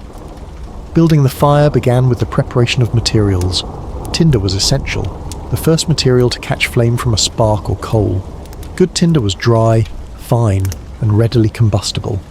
Dried grass, shredded bark, especially cedar or cottonwood, dried mushroom material, or dried cattail down all made excellent tinder. The tinder had to be completely dry. Damp tinder would not catch. Tinder was prepared in advance and stored in waterproof containers to keep it dry. A parfleche or wrapped hide would protect tinder from moisture. Having reliable tinder available was critical because without it, starting a fire was extremely difficult or impossible. Kindling came next in size, small thin sticks that would catch from the burning tinder. Kindling needed to be dry and small enough to ignite from the small flame of burning tinder. Thumb-thick twigs and small branches worked well. The kindling was arranged to allow airflow. Fire needs oxygen, and densely packed kindling would smother rather than burn. Larger fuel wood completed the material hierarchy. This was wood the thickness of a wrist or arm, cut to lengths that fit the fire pit without extending too far. The wood needed to be dry to burn cleanly with minimal smoke. Wet or green wood smoked excessively, and was avoided unless no alternative existed. Starting the fire required either a live coal from a previous fire or creating fire from scratch using friction or percussion methods. Carrying coals from the previous day's fire was common when the camp moved short distances. A coal could be kept alive for hours wrapped in damp moss or punk wood, then blown back to life when needed. If no coal was available, fire had to be created. The bow drill method was common. A wooden drill spun rapidly against a wooden base, creating friction heat that ignited fine tinder. This required skill and the right materials. The drill wood had to be the right hardness. Too soft and it wore away without heating. Too hard and it didn't create enough friction. Once a coal was glowing in the tinder, it was carefully transferred to a prepared nest of dry grass or bark. Gentle blowing provided oxygen that caused the coal to spread through the tinder, eventually creating flame. This flame was then transferred to the prepared kindling in the fire pit. The kindling was arranged carefully. A common method was the Tipi shape. Small sticks leaned together in a cone over the burning tinder, with gaps between them for airflow. As the kindling caught fire, the flames rose through the centre of the Tipi-shaped arrangement, igniting sticks all around. As the kindling burned and created a bed of coals, larger fuel wood was added piece by piece. The additions were gradual. Adding too much wood at once would smother the developing fire. Each piece needed time to catch before the next was added. The goal was to build a fire that was sized appropriately for the teepee. Too large and it would create excessive heat, making the interior uncomfortable. Too small and it wouldn't provide adequate warmth or light. The right size was learned through experience. It varied depending on the teepee's size, the weather conditions, how many people were inside, and what activities were planned. For cooking, the fire might be built up somewhat larger to provide strong heat for boiling water or cooking meat. For a cold morning, a moderate fire would warm the space quickly. For evening, when people were preparing for sleep, a small fire that would burn down to coals was appropriate. Adjusting fire size was a constant process throughout the day. The size of the fire was also constrained by fuel availability. Wood was precious on the plains. Trees grew along rivers and in the mountains, but the open prairie itself was largely treeless. Every piece of wood had to be gathered, usually from riverside groves, and carried back to camp. This could mean walking miles to find wood, then carrying heavy loads back. Because of this scarcity, wasteful burning was not acceptable. The fire was kept as small as possible while still meeting the family's needs. Every piece of wood burned was carefully considered. Was it necessary? Could the fire be smaller and still do the job? This mindfulness about fuel use was ingrained in children from a young age. Different woods burned differently, and experienced fire tenders knew the properties of available species. Cottonwood was common along plains rivers. It burned quickly. A piece of cottonwood might be consumed in half the time as a similar piece of oak. But it was readily available, split easily, and produced a pleasant-smelling smoke that was slightly sweet. For quick heat or when fuel was abundant, cottonwood worked well. Willow also grew along rivers. Like cottonwood, it burned quickly, but produced less heat per piece. It was useful for quick fires or when only a small fire was needed, but not ideal for maintaining long-burning fires. Pine and other conifers, when available from the mountain foothills, burned hotter and longer. Pine produced good heat but could create creosote build-up if used constantly. The smoke from the pine was pleasant but slightly different from the cottonwood's sweet smell. Pine was valued when available, but not always accessible to plains camps. Ash, oak, and other hardwoods were prized when they could be obtained. These dense woods burned hot and long, making them extremely efficient. A single piece of oak might burn as long as 3 pieces of cottonwood, but hardwoods were not common on the plains, and obtaining them often required trading with groups living in more forested regions. The quality of the wood mattered as much as the species. Dry wood burned cleanly with minimal smoke. Properly dried wood had been cut and allowed to season for months or even a year, allowing internal moisture to evaporate. This seasoned wood caught fire easily and burned efficiently. Wet or green wood was problematic. It was difficult to ignite, burned poorly, and produced excessive smoke. The water in wet wood had to be boiled away before the wood could burn, consuming energy and creating steam mixed with smoke. Green wood, freshly cut from living trees, contained even more moisture and burned even more poorly. Dead, dry wood found lying on the ground was often ideal. This wood had naturally seasoned while the tree stood dead or after falling. It was ready to burn immediately. Gathering this dead-fall wood was one of the regular chores, especially for children who could drag smaller pieces back to camp. The fire was tended continuously during waking hours. Someone was always responsible for it, watching it, adjusting it, adding wood as needed. This wasn't burdensome because people spent their time near the fire anyway, sitting around it for warmth, light, and socializing. Tending the fire was woven into other activities. Adding wood was done thoughtfully. Rather than throwing on several pieces at once, a single piece would be added when needed. The person tending the fire would watch how the current wood was burning, judge when it had burned down enough to need replacement, and add one piece. This maintained a relatively constant fire size rather than creating cycles of large flames that died down to nothing before being rebuilt. The placement of new wood mattered.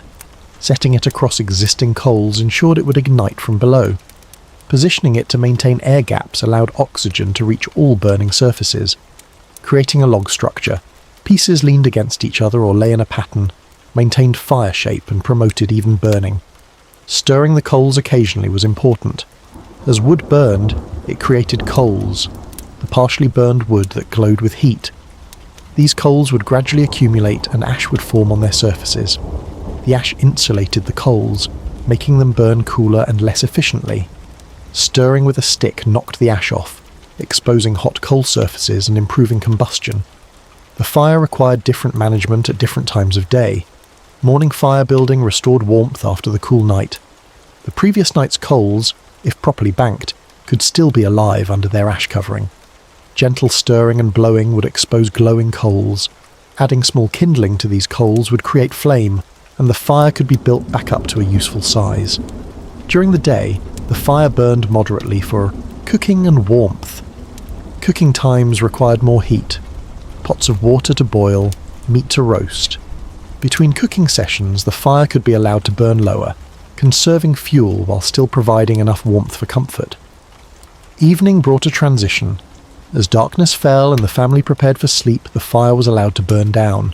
The bright flames subsided into glowing coals. The light dimmed from golden brightness to a soft red glow.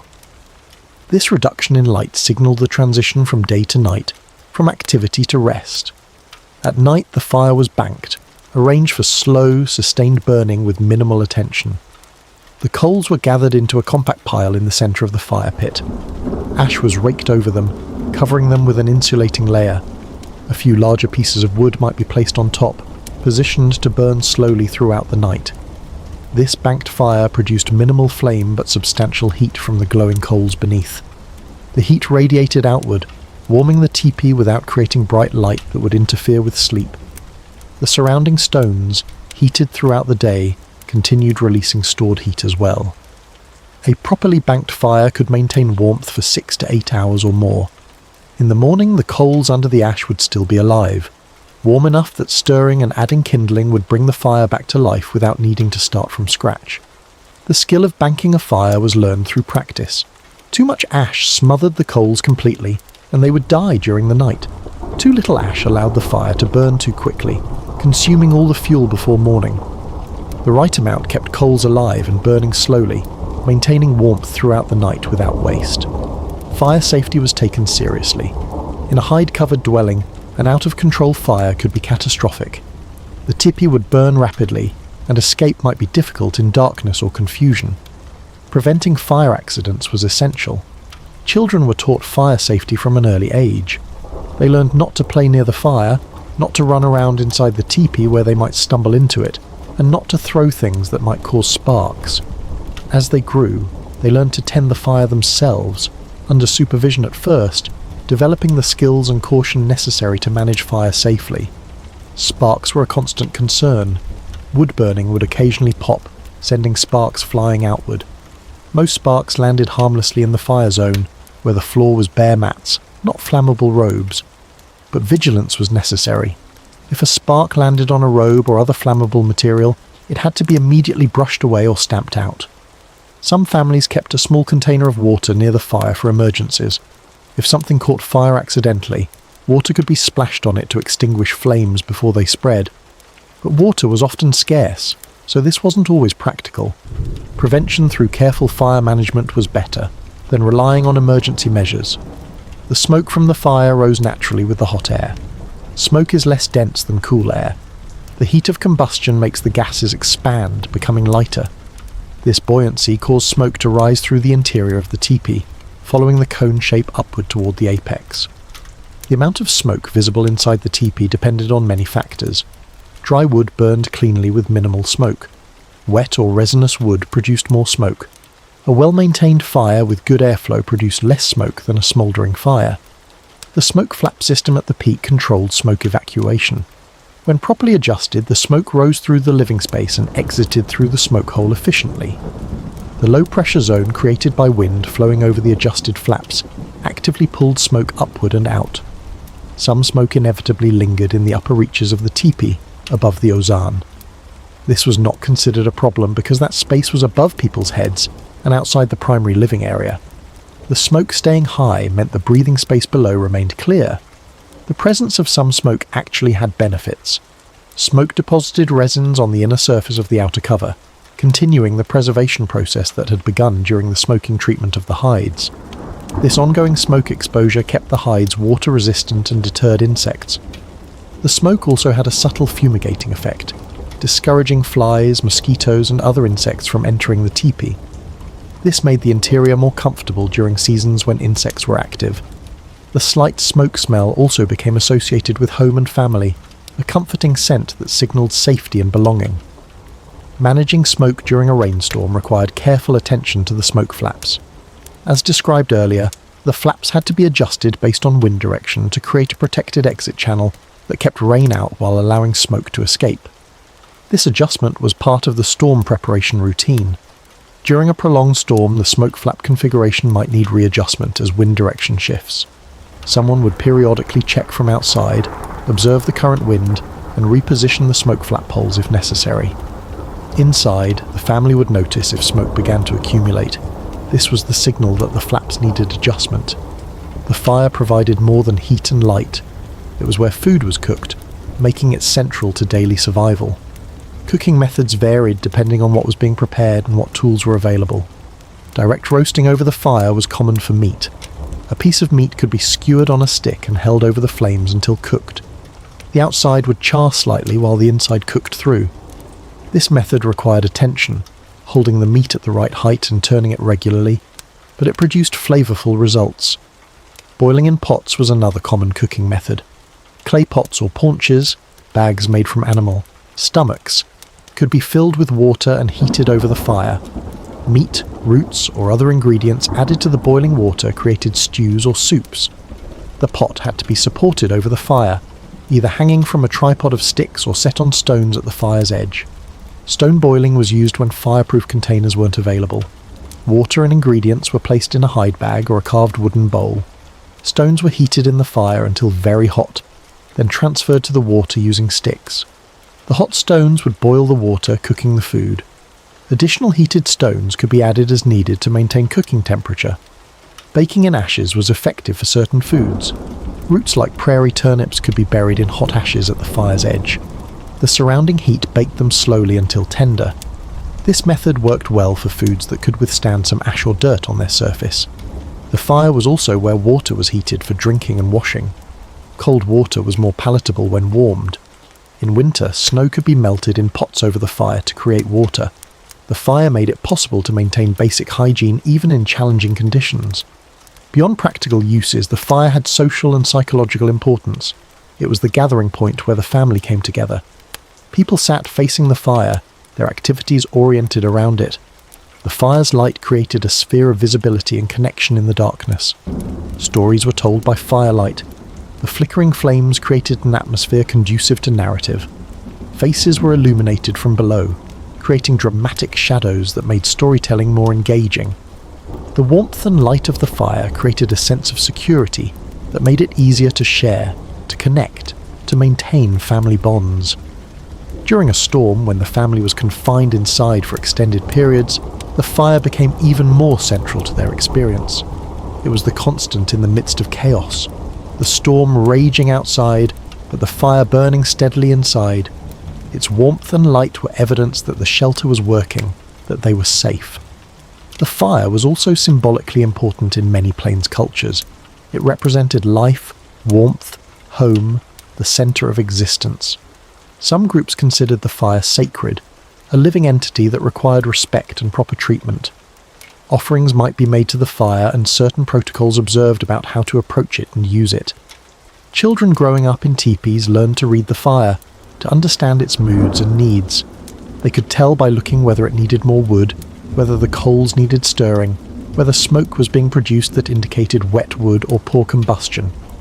This fire literacy was as important as any other survival skill. The fire at the centre of the teepee was, in every sense, the heart of the home. It provided heat, light, and cooking capability. It served as the social gathering point and the focus of family life. It represented continuity and safety. As long as the fire burned, the teepee was a home. Within the teepee, specific locations had specific uses and meanings. This organisation was not random but reflected practical needs and cultural traditions. The back of the teepee, the area directly opposite the door, was the place of honour. This was where the head of the household sat, or where important guests were seated. Important items might be stored against the back wall, a man's weapons and shield, a medicine bundle with spiritual significance. The sides of the teepee, to the left and right of the door, were where most family members positioned themselves. These areas were for daily activities, working on crafts, preparing food, resting during the day. The door side of the teepee was the least desirable position. It was closest to drafts when the door opened, and where movement in and out disrupted the interior. This area was often used for storage, or left relatively open to facilitate movement. For sleeping, people arranged themselves radially around the fire with heads toward the walls and feet toward the fire. Adults typically slept on the sides or back of the teepee, while children might sleep between adults. Backrests were used during the day for comfortable sitting. These were simple devices made from willow rods woven into a panel and supported by a tripod of sticks. The backrest leaned against the ozan, using the liner as a wall to brace against. Storage was organised thoughtfully. Items used frequently were kept accessible. Items used less often were stored at the periphery. Food supplies were stored in parfleche that could be stacked and secured. Tools and equipment had designated places. The organisation of the interior created a functional, comfortable home despite the relatively small size. A 15-foot diameter teepee offered less than 200 square feet of floor space, yet it served all the needs of a family. Inside the teepee, as the storm settled into its rhythm, the sound environment was distinctive and enveloping. The primary sound was rain on the taut hide cover, a deep, resonant drumming that filled the space. Each drop of rain created a small impact that the stretched hide transmitted as sound. The tighter the hide, the more resonant the sound, and as the cover had tightened from absorbing moisture, it had become increasingly drum-like in its acoustic properties. The sound was not uniform. Heavier drops created deeper thuds. Lighter rain produced a higher-pitched patter. The overall effect was complex and layered, many individual sounds combining into a continuous background rhythm. The sound was also not static. As wind gusts brought surges of heavier rain, the drumming intensified. During lulls, it softened to a gentle patter. These variations created a natural music that was constantly changing yet always present. The conical shape of the teepee affected how sound behaved inside. Sounds reflected off the curved walls and focused somewhat toward the center. This created good acoustics for conversation. People sitting around the fire could hear each other clearly despite the background of rain. The hide walls also absorbed some sound frequencies while transmitting others. The low rumble of distant thunder came through clearly. The higher-pitched sounds of wind whistling around the outside of the structure were somewhat muted. This filtering created a particular acoustic character. Wind moving around the cone produced its own sounds. The aerodynamic flow created a low moaning or humming that varied with wind speed. Strong gusts created a rising pitch. Lulls brought a falling tone. This windsong was constant during the storm, another layer in the soundscape. Occasionally, a particularly strong gust would cause the poles to creak slightly. The sound was like the timbers of a wooden ship, a low groaning as the structure flexed under load. This sound was not alarming to those familiar with teepees. It was simply evidence that the structure was absorbing force rather than resisting rigidly. Thunder, when it came, was felt as much as heard. The sound waves penetrated the hide walls easily, creating a rumble that seemed to come from everywhere at once. Inside the teepee, thunder lost its sharp crack and became a rolling, continuous sound that reverberated through the space. But these were outside sounds, held at bay by the walls. Inside the teepee, there were closer, more intimate sounds that were part of the domestic atmosphere. The fire crackled and popped. Wood burned with small explosions as pockets of moisture turned to steam.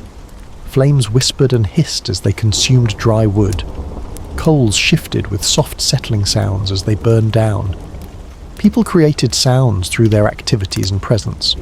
The rustle of hide clothing as someone moved. The scrape of a knife being sharpened. The soft thud of wood being placed on the fire. Quiet conversation. A child's question. An adult's reply. Breathing was audible in the quiet spaces. Multiple people breathing created a gentle rhythmic sound that harmonized with the rhythm of the rain. The breathing was automatic and unconscious, yet it contributed to the overall acoustic atmosphere. These human and fire sounds mixed with the sound of the storm outside, creating a layered soundscape that was neither purely indoor nor purely outdoor. The tippy walls were a membrane, not a barrier. They filtered and transformed sound, but did not block it completely. For someone lying down to sleep, the sound of rain on hide became meditative. The rhythm was complex enough to be interesting, but predictable enough to be soothing. It was similar to the sound of rain on a tent when camping, but deeper and more resonant because of the hide material and the curved surfaces. The sound filled the consciousness without demanding attention. It was simply present, like a heartbeat or breathing. After a few minutes of listening, the mind adapted and the sound became background, allowing other thoughts or sleep to come forward. For children, especially, the sound of rain on the teepee was a sound of security. It meant they were inside, protected, while the storm happened outside. It became associated with the comfort of home, with family gathered together, with the warmth of fire and the softness of sleeping robes. For a family inside the teepee, as the storm settled into its rhythm and night approached, the experience became one of deep, meditative calm. The initial activity of preparation had passed. The adjustments had been made. Now there was only the steady presence of the storm held safely outside. As evening deepened, the family settled into their positions around the fire.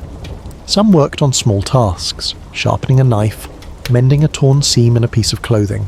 preparing food for the next day. Others simply sat, watching the fire, listening to the rain. The children, who had been energetic earlier, began to grow quiet. The warmth, the steady sound, the dim light, all worked together to ease them towards sleep. They leaned against adults, their eyes heavy, their bodies relaxing. Stories might be told in these evening hours, not dramatic tales meant to excite, but calm accounts of past events, of relatives, of the way things had always been done.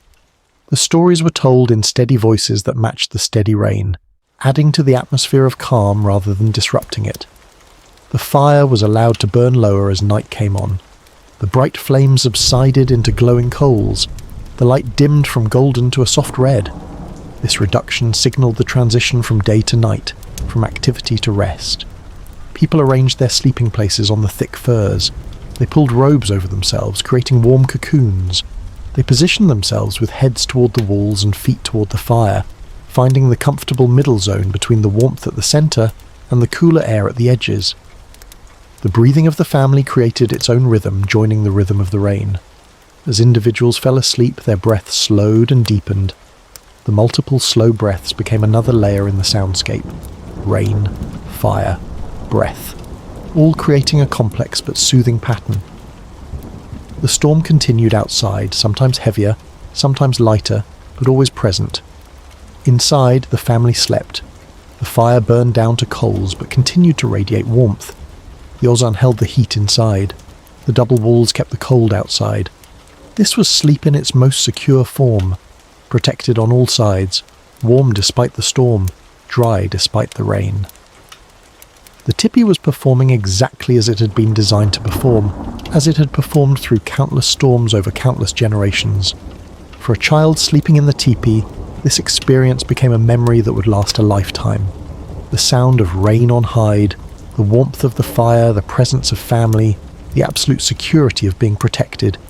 These sensations would be remembered decades later, associated forever with home and safety. For adults, the sleep was restorative in a way that went beyond simple physical rest. It was the rest that comes from being completely protected, from trusting in a shelter that has been tested and proven, from knowing that the community's accumulated knowledge was sufficient for survival. The night passed in this way. The storm continued. The family slept. The teepee stood firm, shedding water, holding warmth, providing exactly what was needed. And in the morning, when the rain had passed and life resumed, the teepee would have done its work once more, as it always had, as it always would. The story of the teepee in the rain is fundamentally a story about adaptation. Not just human adaptation to a harsh environment, but a deeper kind of adaptation, finding ways to work with natural forces rather than fighting against them. The Plains peoples observed their environment over many generations. They understood how rain behaved, how wind moved, how materials responded to moisture. They used this understanding to create a shelter that turned challenges into advantages. Rain sealed the cover, weight added stability, wind improved ventilation. This approach required patience and careful attention. It required learning from success and from failure. It required passing knowledge down accurately and completely. But it resulted in a remarkably effective shelter, as protective as any permanent structure, yet completely portable. The teepee kept families safe and comfortable through violent storms that would have been life-threatening without shelter. It allowed people to sleep soundly while thunder crashed and rain poured. It made possible a way of life on the open plains that would otherwise have been impossible. The design principles that made the teepee effective, understanding materials, working with rather than against natural forces, creating systems that respond rather than resist, remain relevant. They represent a kind of wisdom that modern buildings have sometimes forgotten. Today, when we seek shelter from storms, we often do so in structures that are disconnected from their environment, that resist rather than respond, that require constant energy input to maintain comfort. The teepee offers a different model, simple in concept, sophisticated in execution, effective across centuries. As we close this journey through a stormy night on the Great Plains, the image that remains is simple: a family sleeping peacefully inside a cone of hide and poles, warm and dry while rain drums steadily on the walls. The storm passes, morning comes, life continues, and the teepee stands ready for the next storm as it always has,